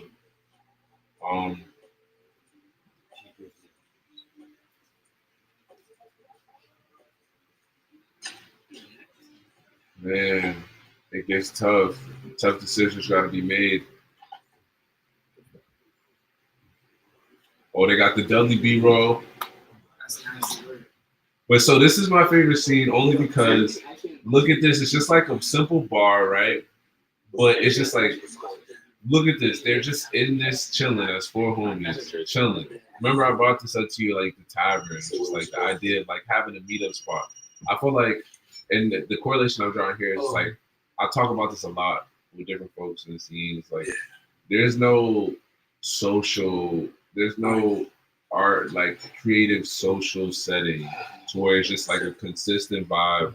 That's a space that you can kind of go to and convene. One of the last spots was Dorchester Art Project Studio that was over in the Phillips Corner area where it was kind of semi that, but like they don't really have like a central hub to where folks can go chill. And I feel like that scene was just like showcasing like a little mini glimpse of like these brothers got a spot that they can go meet up and go politic type. We like creatives out here don't have.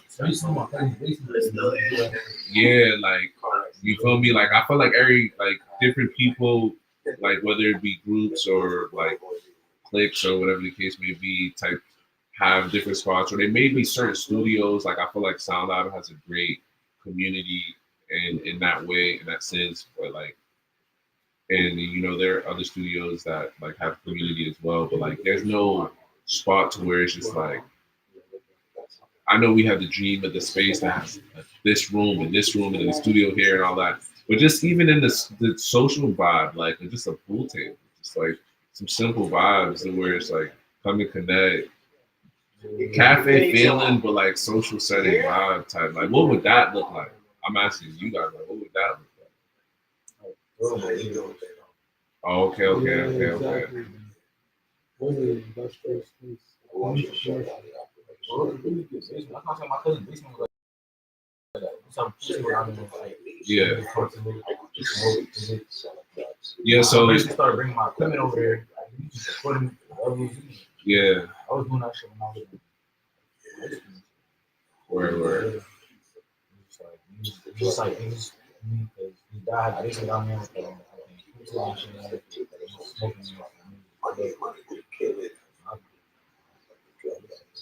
yeah, that's fair. That's fair. I feel like that could up the scene a lot. Like that could up the scene a lot. This is that. Niggas had a pool table here. I feel like in the pockets, like there are certain pockets of it too, but it's not like in Upham's Corner or in Nubian Square or in Mission. No, I'm saying like a space that everybody can go to. That's the thing. I don't think every space should be a space that everybody should go to. Not A cafe is a cafe.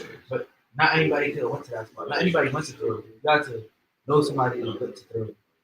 Yeah, even if it wasn't Cam or stuff, you got to know somebody that was at throw. Yeah, that's you know always anybody still can for us. We have to be like, yo, how do I put time? How do I? Yeah, I feel like that should remain. I don't think that it should be one or the other. I think there should there should be a walk-in social spot, but just in general, like outside of lounges and everything else, like Yeah, hold on, you gotta pause it. like Yeah, y'all missing. Yeah, some good shit happening. no. We know this shit. For 2 days, that's 2 shit. On the third shipment, you take a 50% cut on every shipment after that until we make up what we lost. Why did the fat black nigga stay fat? When he grew up. Yeah, they did for that. What you mean? They did right there. Nobody else got fat. Yeah, this isn't a very important part. This is the delegation. This is the You ever think negotiation. about that though? That don't make sense. Like, not all fat people grow up fat and then stay fat when they grow up. I mean, there's a Simon in every crew. But it's like, I don't know. He's the muscle. He was Tristan's muscle. But this was an important negotiation. This determined the outcome of both Tristan and my man, Mr. He reminds me of Lawrence Fishburne, but he's not Lawrence Fishburne. Yeah, he played in the Leprechaun. He played in Mad Hood films. Like, yeah, legendary black villain. Like, but yeah, this is the turning point in their relationship. Remember that name Twinkie? He said Twinkie. Oh, that's Twinkie? No. He said Twinkie. They met Twinkie earlier. Twinkie was introduced. Look at the Interval. They met Twinkie when he was Yo, so it's crazy. That street, legendary street, Interval Street. Oh yeah. Legendary street.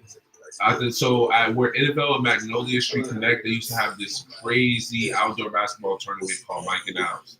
And it was like a men's league, but sometimes they would let prominent high school folks, like players, play. And like home to some of the city's greatest talent and like hood legends, like N1 people, but that was the time. I forget, dude, was you guys like into any of that culture? I was not a basketball. And this nigga used to be hooping. Yo. Probably at the tournament. Yo, yeah, this is. Oh yeah, All this the is. Boston shit is just B-roll. None of the niggas are ever in Boston. Yeah. There's no. They. It's very interesting how they played this one. What were you talking about basketball? Why didn't they just shoot Well, it? just like your experience. Did you experience any of the hood tournaments? Going How you to travel that fast? going to any of the hood leagues? Well, you said BNBL. I feel like BNBL is that's something we've all shared the experience with. I know you didn't go, but you had to have known about BNBL. I know niggas that's playing it. Well, you said you went to a basketball game earlier for. Oh, that's my little cousin. Yeah. What league was that? But I don't even know what the league was. He was Randolph though. So they was playing some Randolph. That's my brother. So it's a league before you get to the middle school. He's not in middle school yet. I think he's maybe it's like outside. Okay. Reminds me of Manny Wilson. I played basketball in middle school though. Not probably most games. I was like middle school basketball. It's different. Yeah. It's like it's not. It's taking a little bit serious, but not too much. Yeah. Man, when I got to high school, I tried out playing big teams. I like foot basketball. Yes. I'm not playing JV. You wasn't playing JV? You have no humility. In hindsight, I should have. Yeah. Oh, my niggas play JV. I was like, that shit was fun. I'm like, bro, you can play JV, bro. It's not gonna be no bitch at the game. You could have worked your way up. You worried about the wrong things, bro. To the JV games, nigga. Any basketball games. Bro, no, I used to pull up to the JV game, bro. It's just dumb in the gym. I was at match, bro. It's not like a public school JV team. Niggas.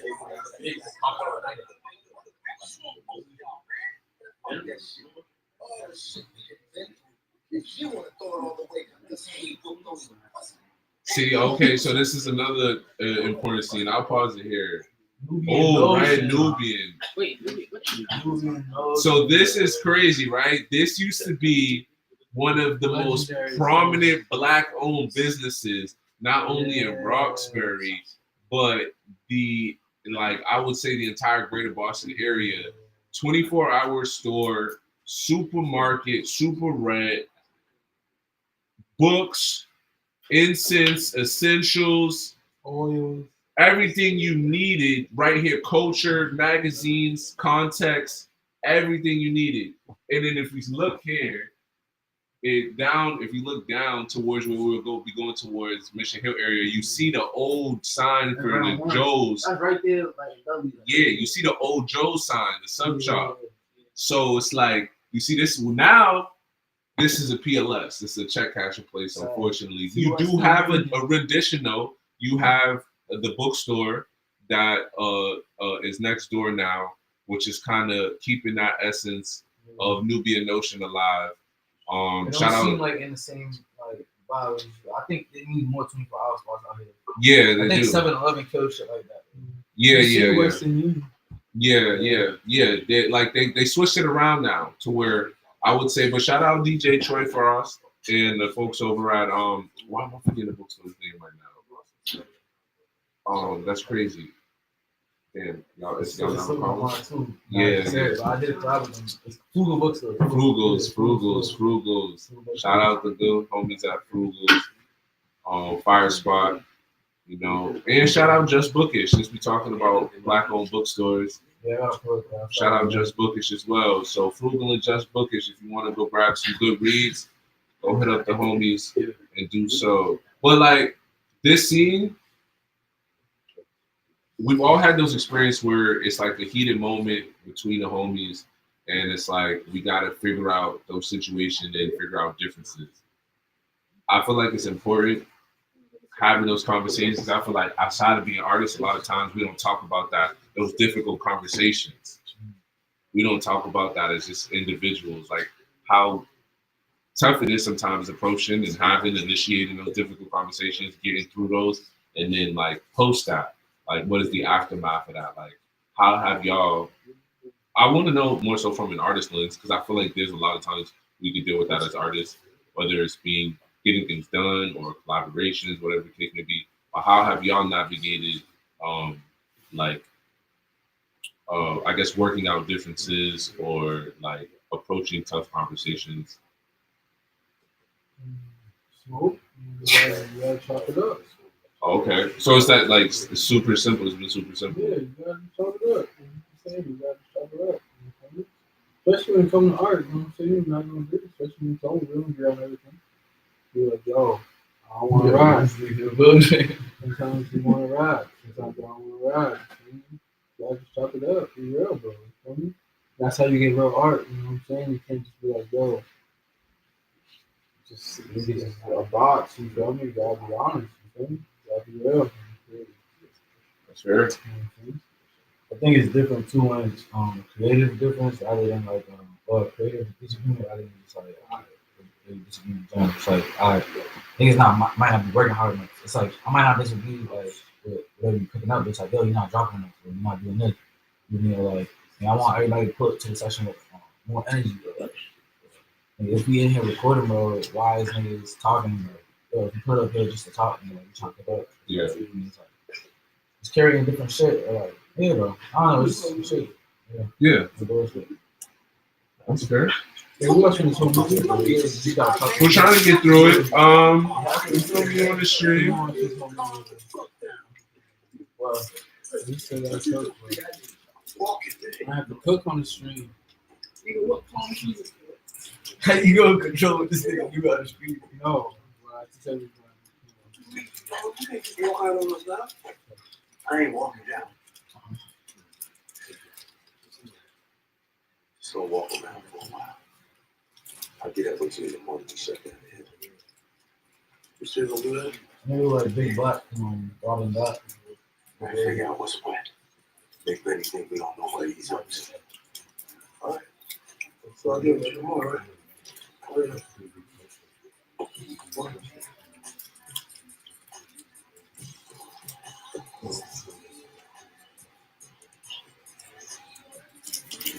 You ever saw the trench coat? I've thought about it. No, what? So you ever pull up the trench coat? Yeah. Speaking of the trench coat, would y'all do this type of fashion? You see how they got the kind of same fits on every day with y'all? Yeah, I'll be wearing like the same fit every day sometimes. Sometimes, some weeks I would just same fit. All black. Some days, some weeks I'm like, nah, I gotta get fresh every day. Fresh as fuck, I don't give a fuck. Some weeks I'm just like, yo, snowboard fit, hoodies. That's right. Just moving around. Depends on how I'm feeling. I'm a trench coat guy. I don't dress from like that at all. The most formal shit I like to do is throw on photos. That's what I'm throwing on. Like, yo, I'm trying to throw on space. Like, I have to throw on photos. I own a couple photos. It's like, I already did it. I just rock it. Yeah. Follow, boy, shawty, and see you on the screen. I don't see myself dressing like this maybe until I'm like way older, bro. Maybe like in the next like 20 years. Once I hit 40, bro, I got it. I'm gonna get fly. I feel like, that's fine. Yeah, that's fine, bro. You can do that. After 12 years, man, you still can't get over that thing? Think about it. Nah, that ain't my side, man. I don't mean that. I got my church side, but I gotta be formal with it. I gotta be formal for it to be church. Yeah. Gotta be casual. Business casual. Listen out.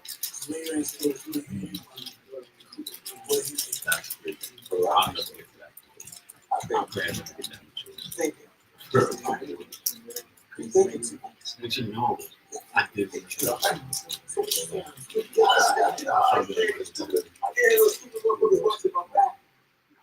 Smells outside and man, no way. What else? Point is, as far as getting on guard time, we all might be one step away from it. So we gotta do it. I'm not even really getting wet though. Only this nigga's getting wet, bro. Yeah, thank you. No, it's not. What's he planning on doing? There's more cheese? There's two on the least end of the honest. Right there in Thank you. well. still have nothing. Don't shoot the rest of me, my man. Maybe. But I know what's wrong with your head right now. Yeah. What's that? You're asking somehow to get that tape. Now that he's got it, what's he gonna do with it? Feds building a RICO on. That was a nice cut right there. I don't give a shit. What You cut from him. Yeah. Turn it. Shove that shit right up your ass. Oh no, this nigga's actually. Oh, no, that was a cut. Yeah, so this is the montage of them going. What the feds do, they try to separate you. They go talk to each of you individually, make you think one said the other. Have y'all had situations where hearsay has happened and you gotta go? He's playing telephone. Yeah. All the time. Yeah, I feel like that. You hear some shit. Why you just ask me? Yeah, How do you believe bro. what they say? I said, why you just ask me? Yeah, man. How do y'all deal with that? I don't know. Oh, okay. Not too mixy, bro. So it wasn't that. That's for you to find out. It's not like that. I got a hunch though. And that's back to with the women piece. I deal with women who I feel like we should instant vibe. Oh, so you know, certain things is out. You don't even got to deal with certain things. Respect. Yeah. If I ever feel like this, that they say it's just like I'm out of here. Peace. That Yeah. was nice. Let me see you again. Yeah. Close. You feel me? No, that's respectable. It's always better to get out of there than to stay there and see what's going to happen. The shit can get turned up. You feel me? Yeah. The really shit my family has ever said to me is like, yo, Todd, bro, it takes like 3 seconds to get in some shit. And like years to get out some shit. Yeah. Some rich. I've been peeping that shit, bro. Especially like just for shorty. My manager told me his baby mother when I worked at Bertucci's when I was 18, 2018. She cut herself and called the police on him. Oh, man. That's crazy. He went to jail. But he was already like involved in the streets and stuff, so there was stuff already going on, you feel me? But like just how that can just happen, you feel me? And then like just to know that like if we do anything, right? Any of us in this room do anything, and we have to go to court, that's immediately like mad money. And if not, if we don't have the money to pay it, we are Besides, this is only what to be called. that means though we're appointed a court-appointed lawyer, who then you have to hope knows and cares about whatever's going on, whether you did this shit or not. You Yeah. feel me?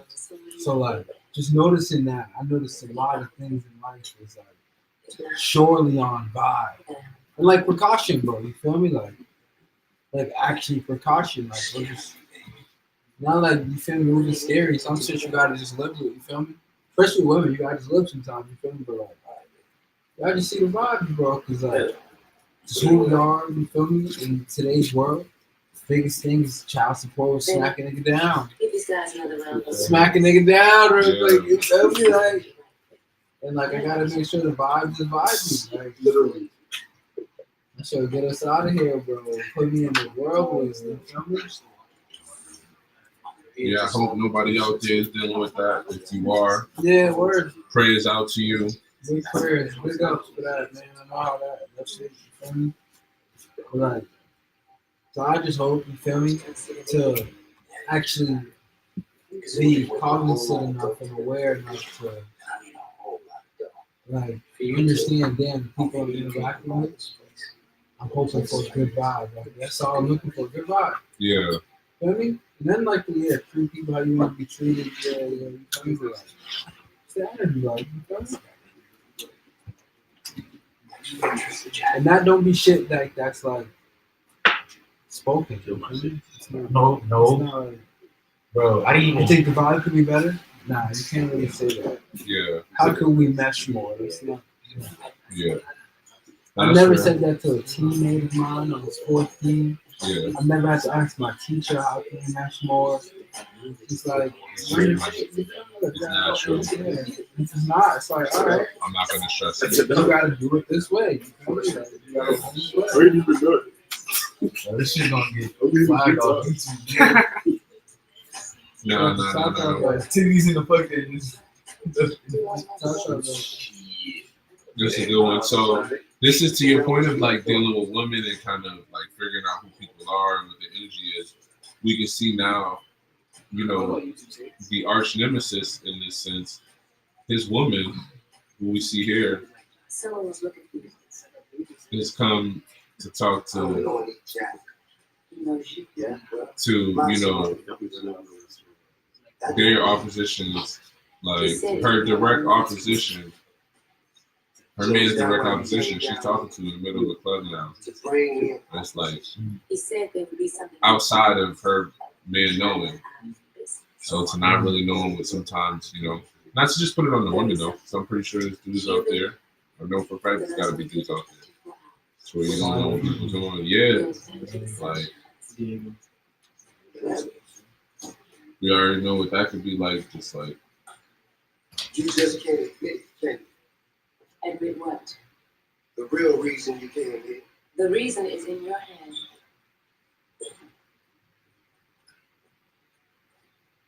I can see what kind of position you're in here. I mean, it's a delicate situation. You being who you are and me being who I am. You did.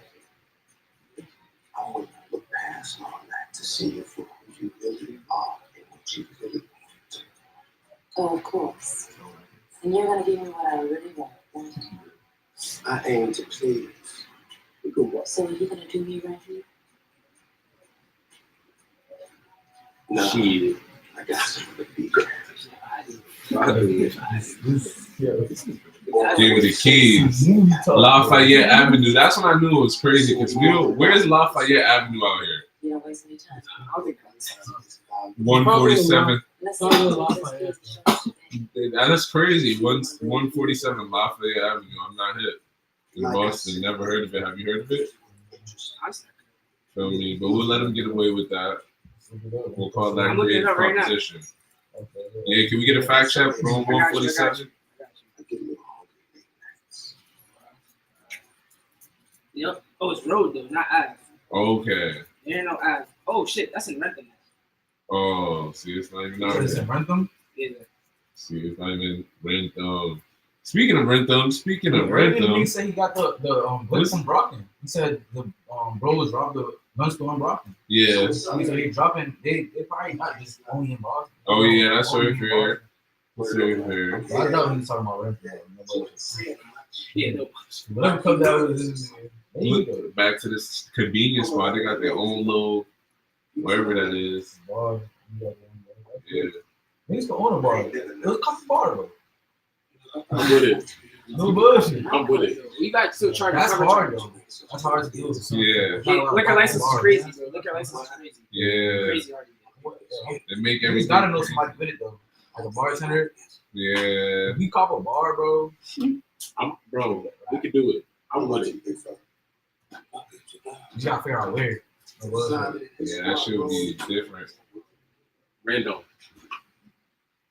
Yeah. You're not far, so. They're not far, but nah. So this is crazy. This is what they're trying to figure out each other. It's real estate. It's crazy. Do you guys think they're smoking weed outside? They can't. It's props. They can't. Is that right? That's not what you said. Even the cigarettes, be props. They smoke those cigarettes. Change your mind. Hey, shit. Even the food, niggas eat. I be watching videos about that shit. Drinks. A lot of times they don't actually take a drink of the drink. Just acting. Because you gotta do too many takes. It'll be too faded. Yeah. You scared of baby too? Some movies though. Not every movie. That's how Seth Rogen talked about using weed. Yeah. That's like they doing an independent film and shit. It's like they do whatever. But sometimes they will do some shit on the set. The way I even love the way it's just shot. Look how films used to be shot. Bro. It's just like the more so the quality. I feel like the framing could be better on this movie. It's like, yo, it's like I can't even hear this shit. yo. Oh, you need to turn it up. It's like No, I ain't there. niggas is pressing Tristan. Play Bobby Brown or something. Yeah. This is when the deceit, this is when the lies, and it has sleeped into the situation. What is you talking about, man? You know goddamn well what I'm talking about. Yeah, he's getting shaky. Trying to set us up. But remember, in the beginning, who jumped out the window and, you know, was doing stuff on other blocks. He was always very outgoing. He was very ambitious. That untouched truth. That motherfucker come around talk about this bullshit. Tristan got the toothpick in his mouth. Simon looks disappointed, confused, and content. Money.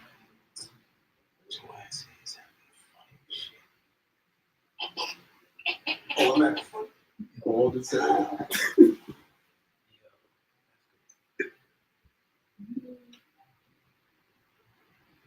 What about you, man? You think I'm acting funny too?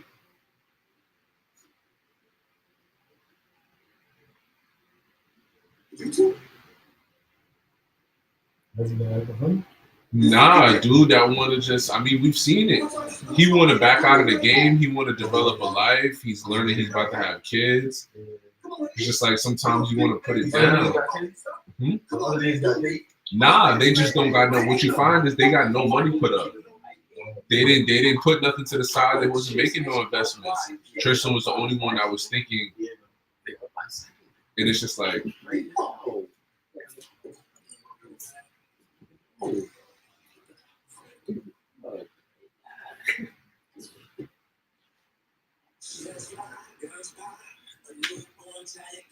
Yeah, that's definitely not basketball, bro.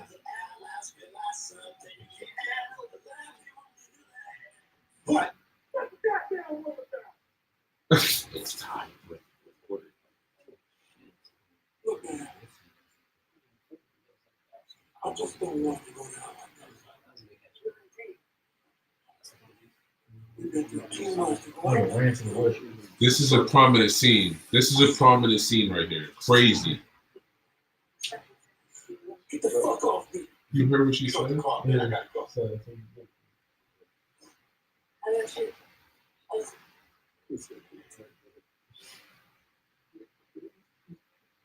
that was the shooting. Who was that? Oh, man. Hey. What you know? Yo, I'm on stream for what? I missed this one. Alright. Wow, what's up?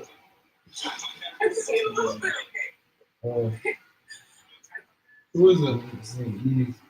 That's the sister. What up? What's his sister? Who's she after that?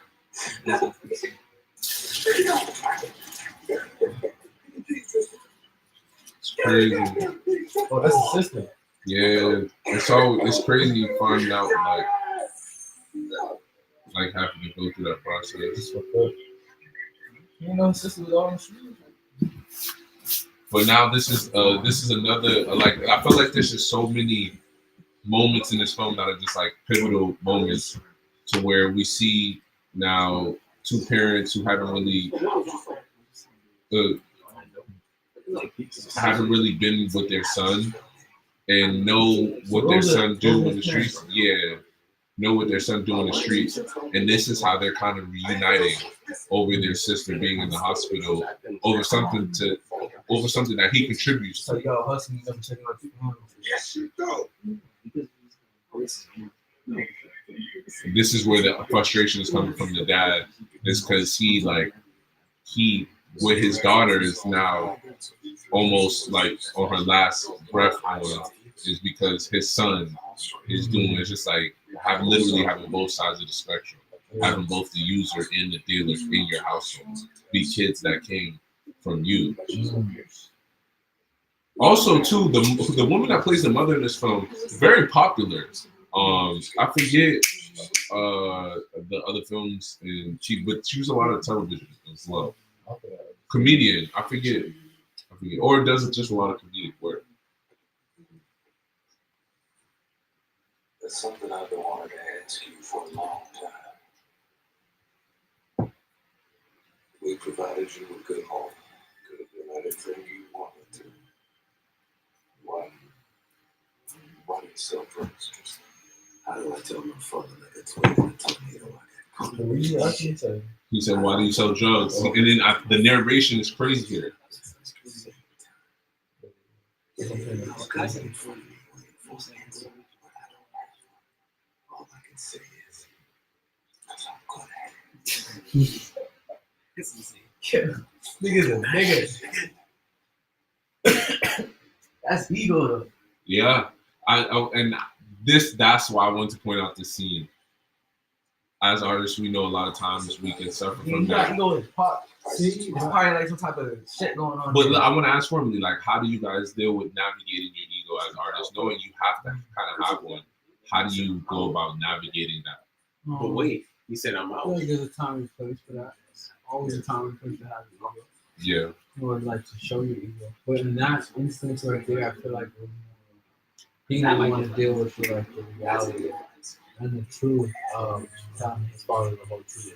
Yeah. I would just say I got caught up in easier thing to say. Yo,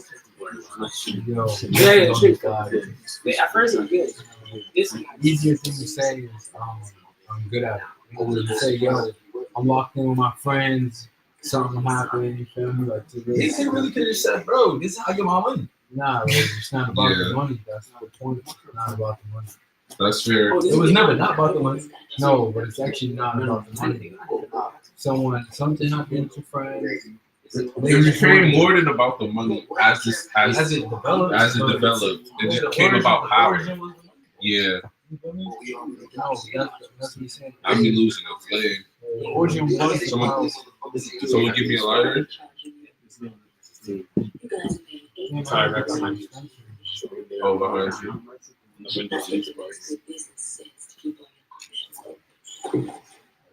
How you know all this, huh? Oldest. I hear things. You got a sweet thing with Benny. He got your ass set up with that restaurant and shit. Why you trying so hard to get out? I don't see a dime from that place. I made that place and I don't see a dime. I don't have anything to do with the atheist and he thinks that I should feel coming around. If this special it ain't good to stay in one place for too long. Sooner or later, something or somebody catches up with you. How do you even know this Jack motherfucker is a player? What if he's a cop? I've been around enough players in the game to know a cop when I see one. And he ain't no cop. But if you're someone who wants to check out, And if he does, What about you, Tomo? you willing to go up How do against you him? navigate your ego as an artist? I feel like as an artist, I don't even have to really get to like more so as just a man, as a human first. More so as an artist, the artist. You gonna fuck with it or not? I know this shit's hot. That's it. I ain't gonna put out some shit that's not hot. I feel like a lot of niggas have to navigate that because you gotta explain yourself first. So that's why you have an ego as an artist. If you don't have an ego as an artist, you have an ego as a person. You be the person first. Yeah. And then whatever you choose to do outside of that too is gonna translate. Yeah. Like whatever job you work is gonna have ego in it. Working in McDonald's, when you're on your back, you have an ego in it. You're gonna be like, yo, I want to say this. Why you telling me to do? Why you telling me like this? Like ego is ego. Yeah. You got ego as an artist. That's just made up. Certain shit boosts me the ego. Dopamine, you get too much dopamine through likes, interactions, and money. Yeah. I mean, niggas showing them love that they never received. So niggas get ego boost from that. That's more like a dopamine thing. Stupid marketing. Ego is just a human thing more than it's an artist thing. Yeah. Real interesting. Ego cause a lot of different shit, bro. Change the trajectory of your whole life, bro. Yeah, like it's Khan important said for your that. perspective to understand your ego, but it's also like I don't know, yeah, to change the trajectory of your life based on how you interact with other people. Yeah. Because perception matters a lot. I mean, it's the way people see matters a lot. That's how they treat you. So it's like,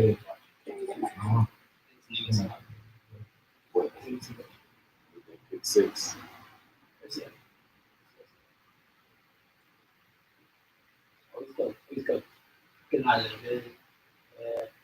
Listen, They just, I want to have the chain you gave me fixed because it was broken. I know this was a place in my bluffs that would do a good job.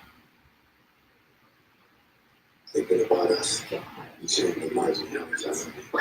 It's a new that is a chance to do for us and for yourself. It's how you've always done. And I'll be here for better or for worse. How old is this nigga at this point? My team. It was 1991. When they was teenagers, they said it was 1979. Yeah. Let's say niggas like 15 back then. You already 20, 27 to 30.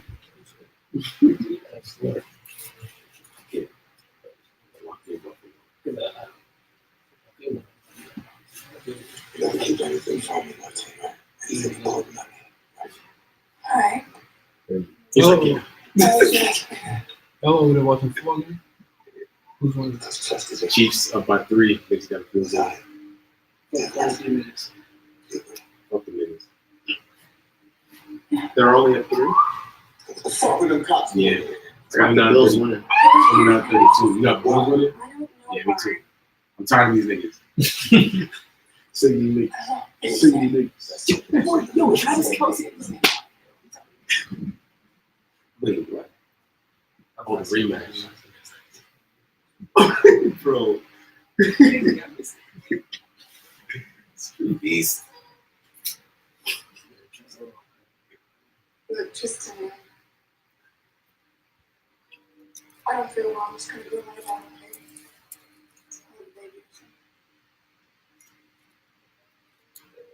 Yeah. You should do that.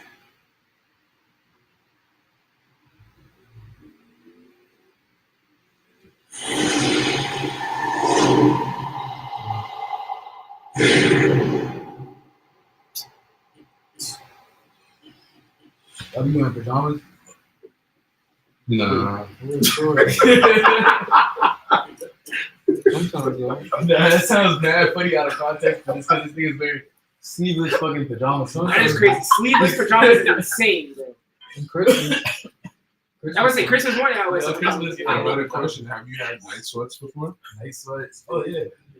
night shorts. Night shirt. Like, from a nightmare, like, you wake up and Yeah. yeah. Do you guys vivid dreamers? Damn, crazy. Moving that shit on. Have you ever had a dream that made a song about it? I don't be drinking like that, bro. You don't be dreaming like that? Ever since I started smoking, I don't really They say that's one of the side effects of smoking weed. As soon as you stop, it's gonna be crazy. Yeah. Crazy. So the dreams be mad vivid. My dreams was busting. So this is again where he meets, right? I'm on FaceTime over Yo, hold it down, hold it down, hold it down. Yo, the left side part. Yo.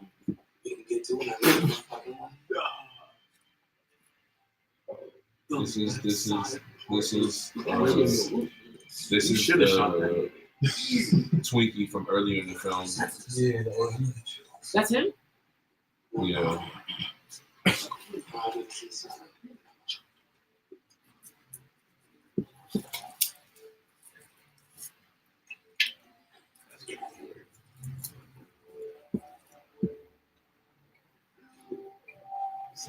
Bro, you said.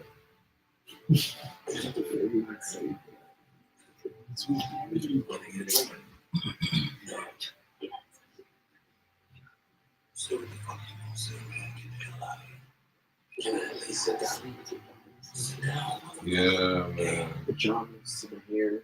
It has to work.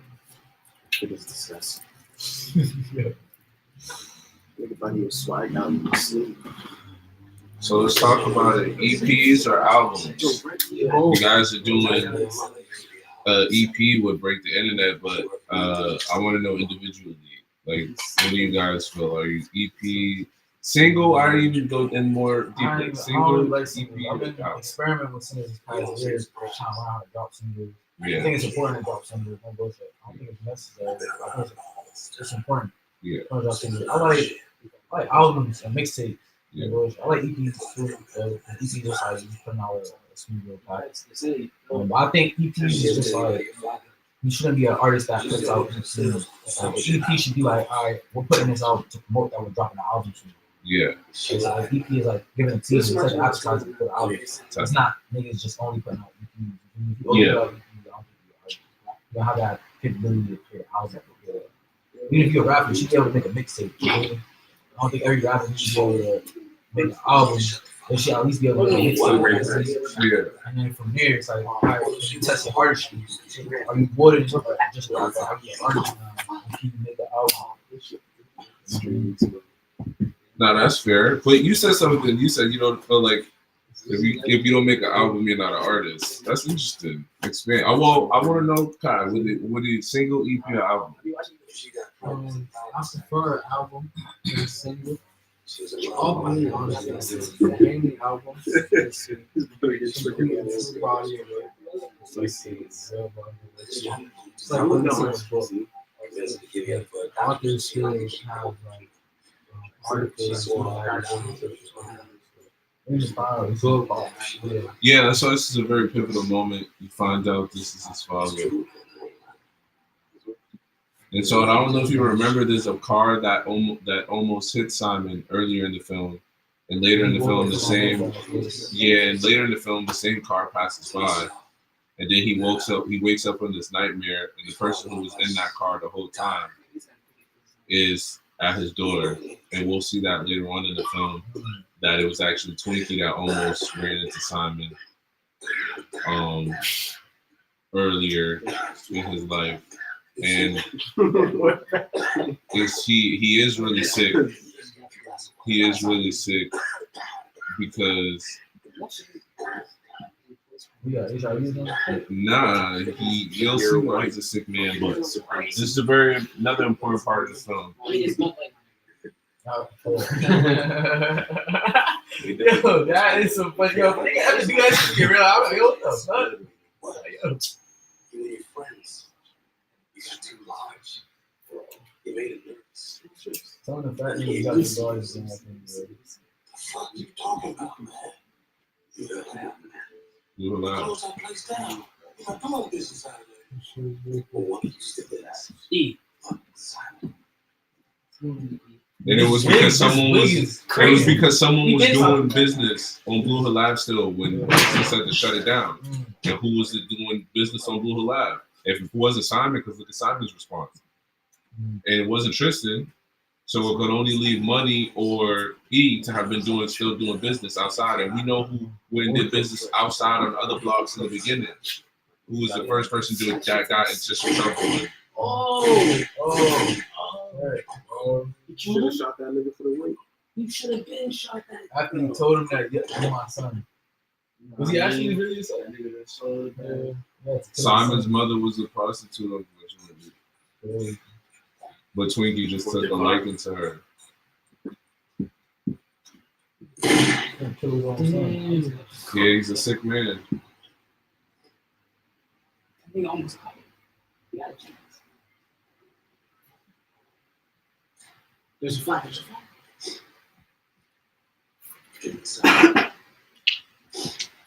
And if you see the reason and why, they go into the backstory of why he chose to make that decision. But it's crazy because it's like, dang, he lived enough to like. Yeah, it was on offense. Yeah. You know. Yeah, man. I forget the point I was making, but it was very valid. It was all starting to fall apart. This scene reminds me of that church in Mission Hill. Y'all know that church? First time the big church in Mission. This reminds me of Jay-Z. Is that the name of it? Nah, Morning Star's on Blue Up. Yeah, Morning Star's on Blue Up. Oh, you said Mission Hill. His own father. Still 1991? Yes. It's 1991.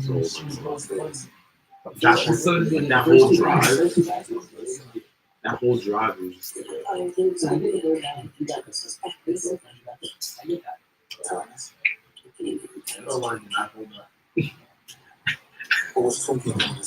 People don't understand how much this is.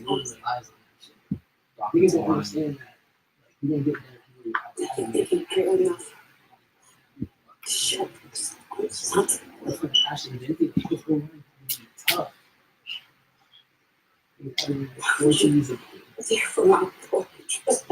Damn, this was another a moment I was like to that grief point that we were making and like or more so talking about earlier. You got smoked in the middle of Megan's tempo. How was he here? Damn, that's your response. I was gonna ask you, have you like having gone to like participated in funerals and different things of that nature? Have you had that?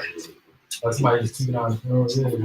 Or maybe just like that kind of like that empathetic moment to where it's just like not why were you there, but like kind of that person's relative breaking down. I feel like I just experienced that or something recently. It's like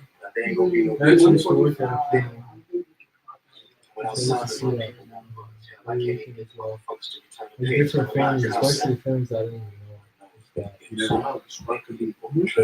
Very interesting. That's like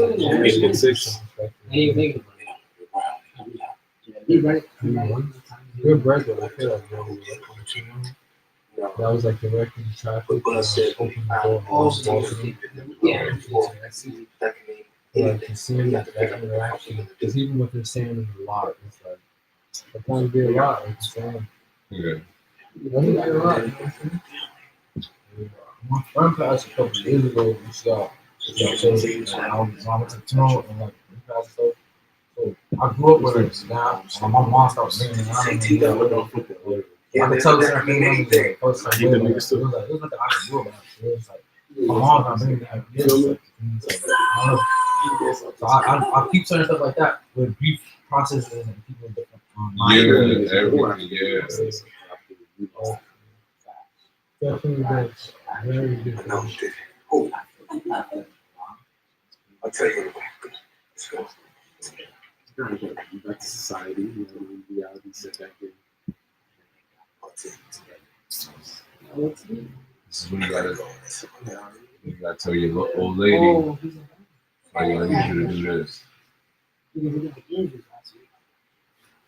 That was worse. That was possible. I make phones. I'm making it. In the NFL game.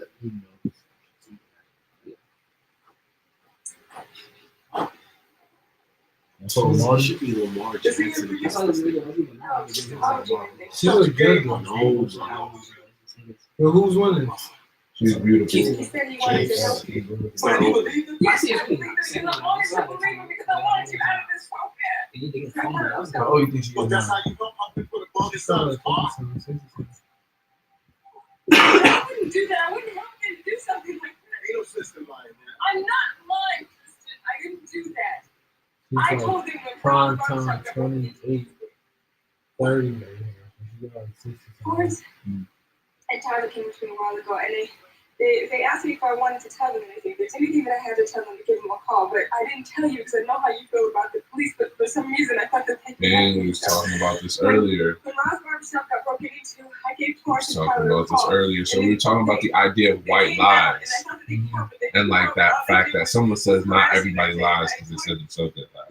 They're not a liar. They don't lie. And I'm like, it's impossible because everybody lies. That was a great example of a lot of times how an example that was given, similar to an example was given earlier, how women will withhold certain information because to avoid having a conversation about it or because they know set X, Y, and Z, like the example she gave, because she know that he was gonna get mad or upset, and now she so basically anxiety kept her from telling the truth, and she didn't want to lie, but she felt like she had to because whatever external reasons. That was similar to what someone said that someone who didn't lie said that they didn't lie earlier, said that they got from their partner in a situation. They said that their partner would use that as an excuse. They said that like they lied because they didn't feel like explaining it, so that's why they lied. Or they knew you was gonna feel some type of way, that's why they lied. Do you deal with that? I just feel like that is that's back to the vibe. It's the vibe. You deal with it, but that's not the vibe. Watch this nigga with him. Some things understandable, but in this scenario, about Beg your pardon? gotta be transparent. That's what that's. Yeah. That's just vibes, you know what I'm saying? I beg your But I pardon? also believe like once you reach a certain threshold of love, once you reach a certain understanding or threshold of love, there's more leeway for like if something has understood. Yeah. But like one starting out is like it's more of the unsayable or the unspoken things.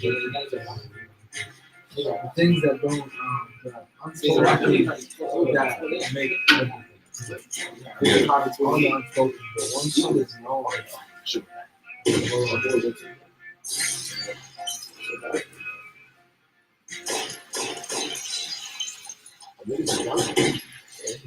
Strings pull as the group begins to unravel. Simon is dead, 6 feet under, covered by dirt and gravel.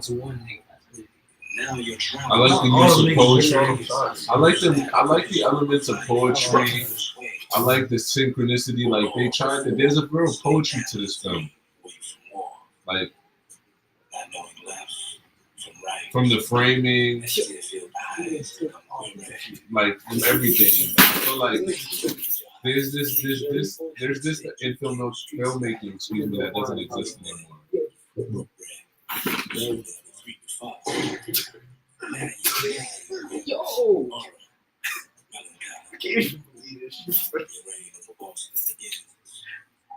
It wasn't even that. Shit look like hers.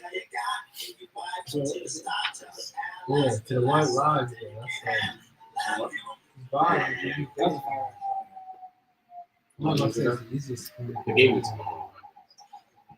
That shit is unspoken. Ask you one fucking question. And I mean, go straight up truth. Did either one of y'all let that cop Torrance put a bump in Simon's car the night we left Betty's lawn? Hell no, man. Fuck no. After that. But I should have caught that black. Tyler came in with that same bullshit. So they came to town with the same thing. He must have came to Simon too. He came to all of us. Hoping that one of us would dine the other three out. Swear. I need to hear this from you. Straight out of your mouths. So that we real clear we have no problem.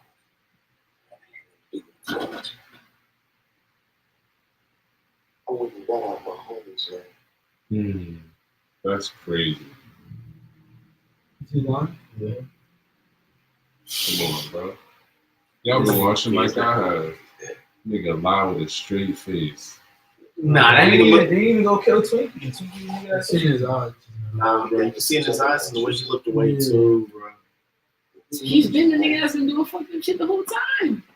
We need you back with us. We need you back with us. This nigga is diabolically evil, bro. This ain't no motherfucking joke. Nah. Y'all tell me you couldn't play Bobby Brown about it. See this one. The one that did it. Not me at least. Why is it together? Now everything can relax. That's crazy. Yo. What's up? I hate this thing. Yo, homie that plays Twinkie plays a lot of other films too. It's crazy.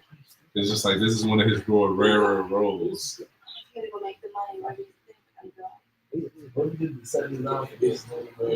Insane. So you know this is a show where we kind of like, well, not a show. This is a stream, but the basis is reviewing films and shit like that. What are some of y'all's favorite movies? Paid in Full. All about the Benjamin. I like Fresh. So we'll do top three. We'll do top three. Top three for you. Any category. Any categories. It's definitely tough. All About the Benjamins. Yeah.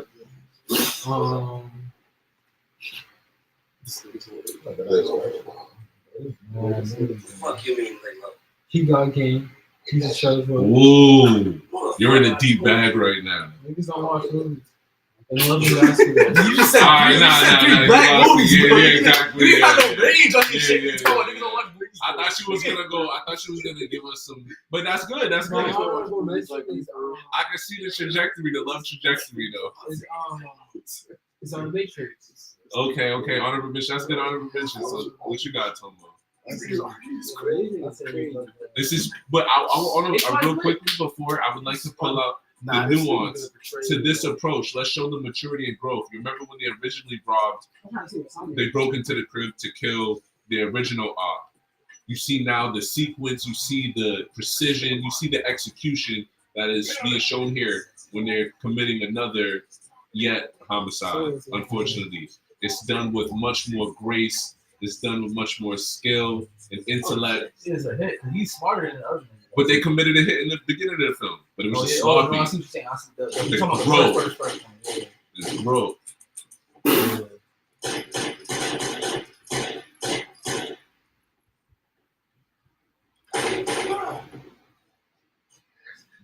Did Simon actually get to finish writing out Twinkie on the wall with his book? Is that how they figured out that was Twinkie?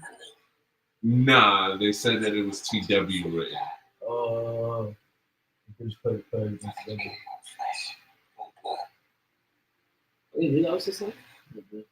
Yeah, the mother told him at the So the craziest thing is about this film is this, and this answers.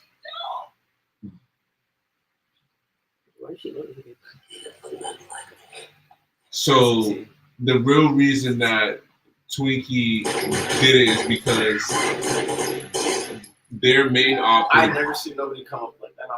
These some real respectable niggas though. They don't do headshots, bro. Nah, it's because the budget don't allow for it. I'm gonna let you know right now. I thought, Yo, can we get it? These niggas put 20 bullets in one nigga. That's not respectable, bro. But it's like that's some mafia shit. Usually you won't do a headshot so you can still have a funeral for your family. If they don't fuck with you, they'll blow you up. Yeah. Like there's a when you're doing a hit on a main man or some shit like you for me. That's like, that's what I'm saying. There's a gentleman aspect to being a gangster and being. You see the bullet wounds? Bro, did y'all niggas just see those bullet wounds? No, yeah, but they gotta make sure he's dead. But let's do a fact check on the film budget for this. Let's do a fact check on the budget. You saw that shit. But blowing his head off is an expensive thing to do. But I am interested to know the budget here because the action sequence was left towards the end of the film. But I was saying that last piece to point out that you do find in this film is interesting.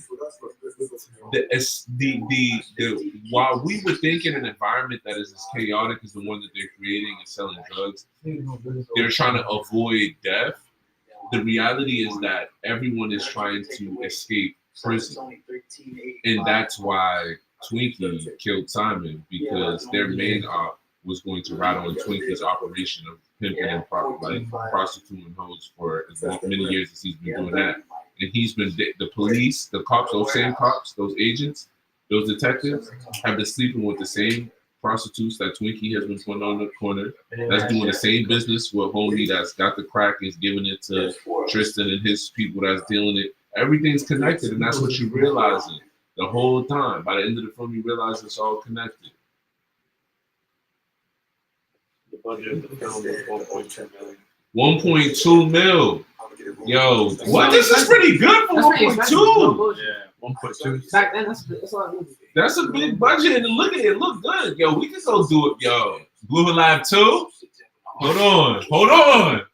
I'm with.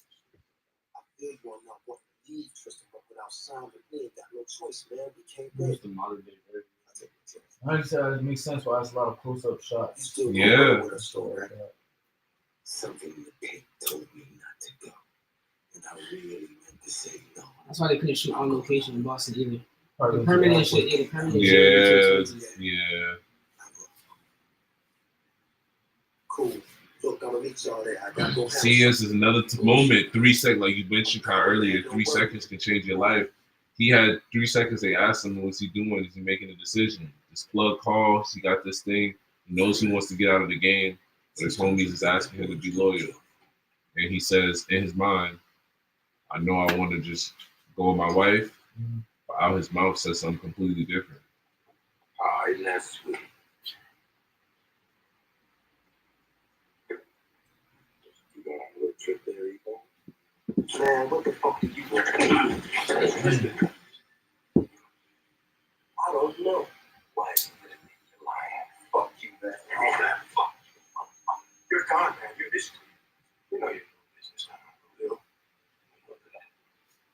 Simon got killed behind that shit. Did you know that? We brought down your whole fucking crew with that shit. We can help you get away. Is that really Yoda? But you know you got it now. Do a little bit of business. Heavy hitter in town. What's his name? Jack. He'd get a little weight to flip wherever you land. Am I right? They should have made them cop niggas have to take this boxing accent. What do you think of that deal is yours? You just make sure that you're done. This is too long. Nah, none of the accents are really good. You call us when it happens. Yeah, you gotta be authentic. Until we arrive. When you do that, you can walk away with whatever you're holding. Free bird. Man, why y'all got it so bad for Tristan? Simon's an awesome and Tristan's the brain. So without him, you wouldn't have made it past 16 without a grab sheet as long as you're on. He goes down. The one's bringing him down. You and money just pee It on was it. mad interesting. I was watching a video before Simon's about already how dead. movies adapted over time and use less movie talk. Like a lot of the older movies, you'll see niggas they'll say shit. A nigga never will say that phrase in real life. You Yeah. feel me? Like, but it's like they do that to encapsulate and tell a story. Where now more recent movies, it just has more natural dialogue. Yeah. And then like it doesn't have the same effect you feel me, on the audience while Well, they maybe I'll watch take my chances of getting out of here. it. I think these type of lines have more impact. At least you understand how severe the situation is. Yeah. Good writing. You take all the money. And all the drugs for that matter. I don't care. You slip out of town nice and easy. We get Tristan. We Good need money to film get work. ready. Yeah. That's what I'm saying. This is shot well. I feel like decent. Like, yo, this is like a pretty good film, man. Like, it's one of my favorites. Tomo, you didn't say the top 3. I was thinking about it the whole time. Nigga trying to slide out, but it I would. know Fresh. I gotta think. Oh, Fresh is a good one. Yeah, Do you know the Fresh. book adaptation of that? What's the name of that book? Wait, speaking of books, have y'all ever read Bud, Not Buddy? Yeah, I think I read like some of It's that. blue. The book is like a blue cover. Yeah, I think so. It sounds like familiar. It's like one of them books like Monster. Yeah. I fuck with Fresh. I fuck with honestly any of them Will Ferrell movies, bro. Okay. Them shits is fire, man. Like Step Brothers. Step Brothers. Okay. All that shit. Ricky Bobby, if you're not first, you're last. I'll say. City of God, I like Scarface. I like too many movies. Okay. I like Godfather. So you got one more. Okay, so Godfather. So you had Fresh. Godfather gotta be like Godfather Will 2. Ferrell. The first one, I don't Scarface. yeah, I like American Gangster too. American Gangster. I Like love Tropic American Thunder. Gangster. Chocolate Thunder. Tropic Thunder. Tropic Thunder. Robert Downey Jr. Yeah. I used to really like comedy movies. What do you mean, you beef? Crazy ass.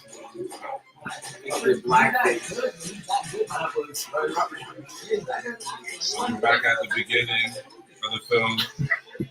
That was very And offensive. we see how that scene actually turns out. This is very offensive. Homies in a shootout. Heated situation.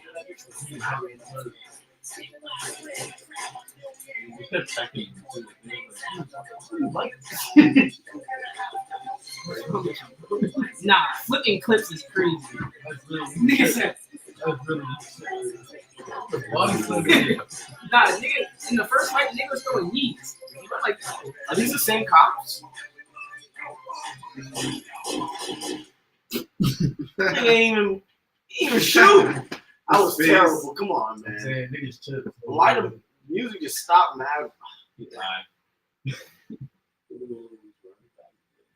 Niggas just spread jelly on that nigga's shirt, bro. Bigger, bro. Oh, this is crazy. Fuck did you unload on those motherfuckers for? Changing plans. Fuck are you doing, man? Yeah, it's done. Come and get him. That's crazy. I made a deal with Torrance and Tyler.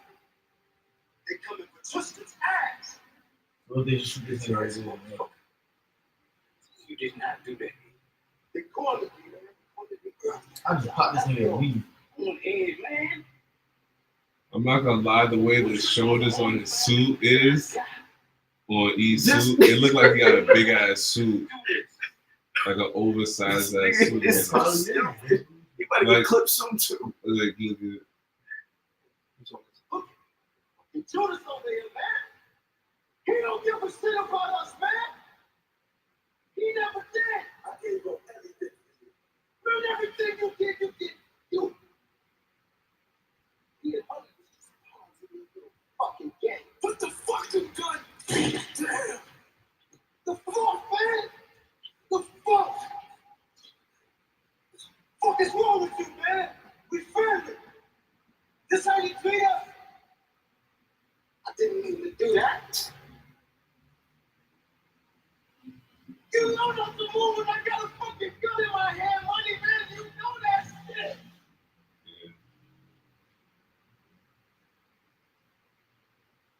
Right.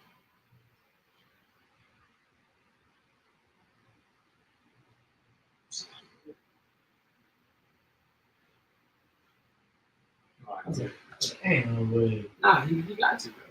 Damn, Yeah, get him before it, yeah. These niggas is dying off of one shot after this. 17 minutes. I'm saying, right? Right? Niggas was taking 20 bullets. These niggas is done off of What one. song is this going in? That's probably the song. They probably did it to them.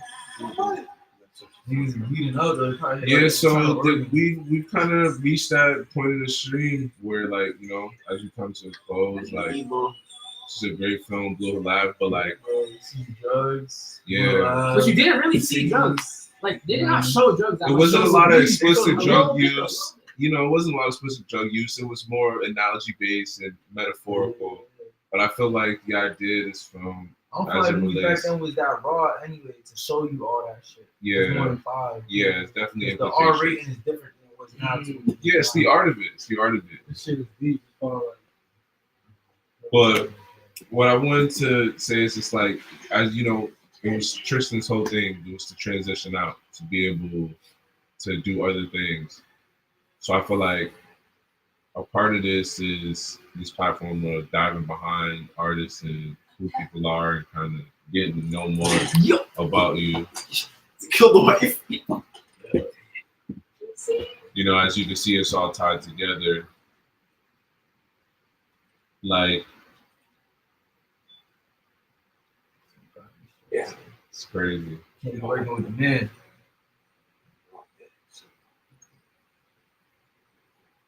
Except what? Money, drugs, and crime. Tristan, we've got to know.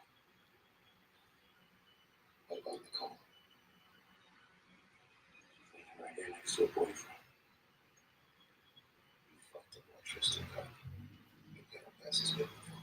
Yo. That's what I'm talking about. You was not invited to the And then he says the N-word, the hard said these niggas know what they're doing is crazy. Yeah. This is insane work, man. And to imply that the niggers don't know what they're doing is to say that, like, other drug dealers and other mafia and other crime organizations, they got their shit together. So this is imperative because we know, again, Tristan wants to transition out. So, like, the neo look. How the fuck he pull up and ain't help? What type of shit is that?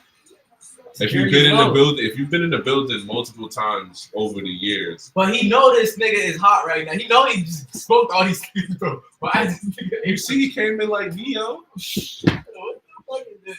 It's Hollywood, my You nigga. got niggas at the door. Like, you gotta even get in this, bro. Hey, bro. Yo, everybody's Jerry curl is crazy. I'm saying. Yeah. Soundtrack is smooth.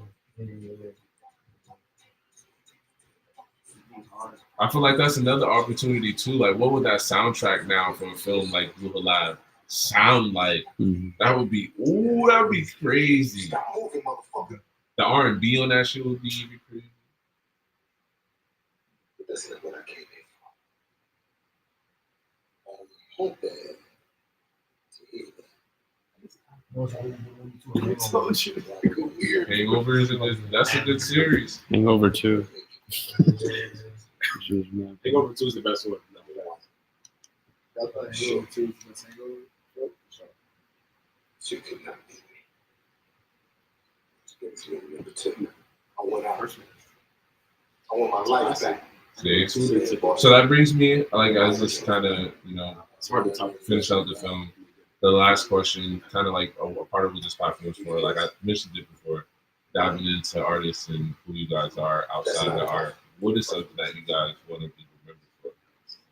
Like when this is all said and done, what is the day you want to be remembered?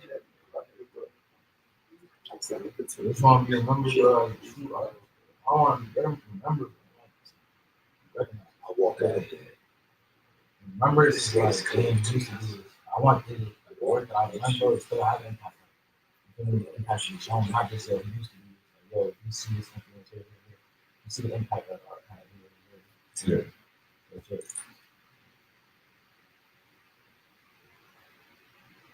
So I would say what Tomo said. On top of sharing what's already happened and what I know to the youth, that's what I did in my brain. If people that I know have to know what I know. It's just like sharing as much knowledge as I can. It's not always about what I know, you know what I'm saying? It's about what other people around me think. Being able to do that, Yeah. Is very important. I want you to kill Simon. Simon Hill. How many Simons you know, motherfucker? Very interesting. Very important. But yeah, it's to share the knowledge and shit. Really be remember the artist and creating this authentic experience, you know what I'm saying? And spend time with it. Not everybody cares, but still listen, still one play, still tune into the song. Yeah. You know what I'm saying? Share the knowledge and really be the artist. Break the internet on the way, you know what I'm saying? What am I gonna do? He's grinding right now. Surviving here, pizza in Go ahead, shoot me here. right now. Fuck it. Let's go. Yeah, so y'all got that's a fact. You gotta continue to push the art forward and give back to the next generation. Take it back to the next generation. Yeah, definitely that's the most important part. That's part of the impact, but it's like being able to see, all right, boom, this community center here. You know what I mean? That's such a remembrance thing. It's like you seeing the impact of work so going on. You're going through that community center. Being able to do shit like how the stores, giving people opportunity to thrive, create more love, build up my community. That's right. I think it's beautiful. Yeah.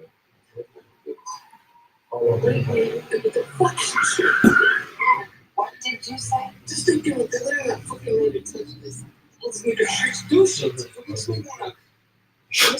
All the nigger tricks is crazy. So it's a crazy plot. Yeah, it was all tied up. It was this true web. Do you hear me? Don't you ever call him that ever. You fucking turned you out, Monica. She's tricking. She ain't had nothing to do. Boss you. He fucking turned you out, Monica. That nigga. Fucking turned you out. He's more of a fucking man than you. Ooh, that's one thing you never it's said over. to a She's man. dead. That's unfortunate. It's everything. Nothing she said before that. It was that. My people to make it look like you did it. They never called the boyfriend. And there ain't no statute of limitations on murder. In Massachusetts, this is something else that the film is pointing out. There's no statute of limitations on murder in Massachusetts. That's true. See the nuances, the subtle nuances. The films, So this is what got him to commit such a heinous. You know how you have to have no morals, no empathy to kill your son, but he doesn't care because the son was made out of wedlock. It was a hoe that, you feel me? He didn't really have no relationship. Yeah, because he wanted to avoid going to jail. Going to jail was worse than death. He could have told him, like, kill me right here with my son. Like, you just shoot me right now, I'm not going to kill my son. Just like, I don't want to go to jail. Yeah, I know what you say. And he's not going to shoot him. That's another thing. He's not going to shoot him. He's either going to have to be on the run or go to jail and be in jail every day in confinement and be forced to kill yourself. You have to commit suicide at that point.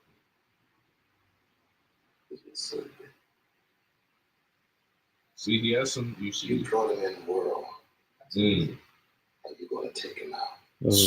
Imagine being told that. Down before the week is out.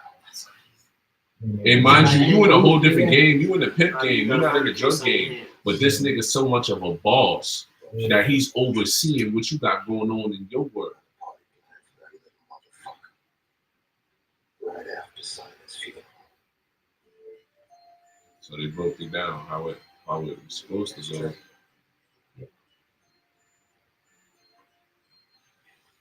That motherfucker's a Persian road.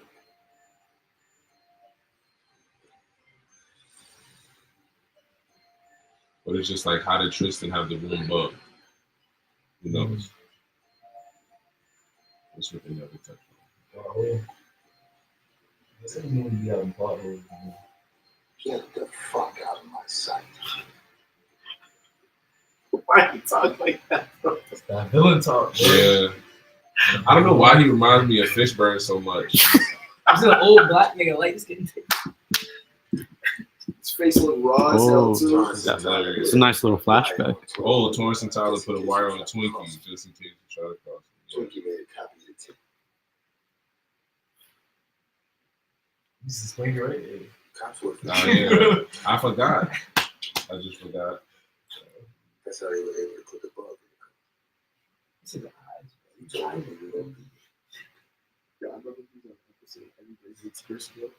That was the real reason you wanted us here. It wasn't. You could have played Neo. They didn't talk the whole time. It's a good take. That's crazy. I agree with that. Nah, because it's the stature and the way he looks in the All by yourself. in the uniform. Put the motherfucking guns down. Nah, he didn't have that sort of bag. Cause see now, look, it's the jail thing again. If he brings that to the feds, homie's going down and he's going to jail. No. It's worse than death. Is the concept in this film. Maybe some And niggas then he that gave like him. jail, bro. Yeah, Even if they don't say it. I'm about to say, once you go to jail, that's what everybody don't want permission to get in. I lied. I told you. You could never. Again to the ego. Into the ego, because like after all your friends have died, that's what you're gonna say. It's like blood on your shirt. You can never beat me. And I would hope that this was actually somewhere. This gives me like this is on Tremont Street somewhere. I'm not I gonna lie. told Benny that I beat him. But I was gonna do Look at the buildings though. My parents were strangers to me now. Johnny was only my friend. I miss Marlon and even Ebro, and in some ways was closer to me than anyone. Deep down inside, I think Ed was right. I didn't do it for friendship. I did it for myself. He was the only one who figured that out. I think that's why he was so angry. Ego. And Simon, I knew something had been haunting him all these years. His mother's words ring in my ears. I should have been there, but I couldn't save him this time. I miss him the most. The family I had known for the last 12 years was dead, and there was no one to blame but me. The thought of that was just too much to take.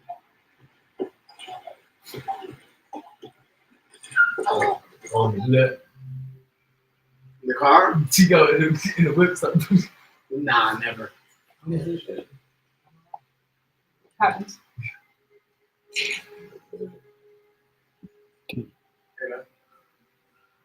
Moving on or what? I seen this scene before. Used to think this was going to be the sequel. He was going to be in the sequel taking over. But no, I was wrong. I regret a lot of the things I've done. Maybe if you never took that stash from Blaze that day, maybe none of this would have happened. No, that literally was like he's moving on from the game, but Yeah. That's why I've seen that scene before. Symbolic. Looking at the camera is insane. And that has been another episode of Behind the Art. The homies, Kieh and Tomo here. That's fine. Yeah. That's You feel me? Yeah, it's a very cinematic rollout. Nah, that was why didn't you still show you? You know what I mean? They don't do shit like that for me more. So y'all want to say something to the people before we hop out the stream? You feel me? Tell them the good stuff when the project's coming. I'm on shit on the way, man. Say that.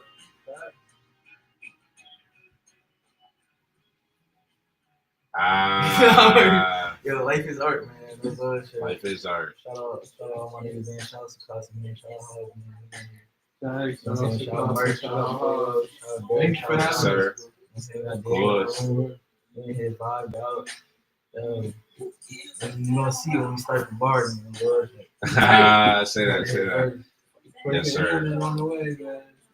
Break the internet on the way. Thank y'all for pulling up to the stream. You feel me? Yes, sir. This was a good stream. Good films. Like, comment, subscribe, share, all that good shit. Shout out Su Casa for the beautiful production. This is another episode of Behind the Art.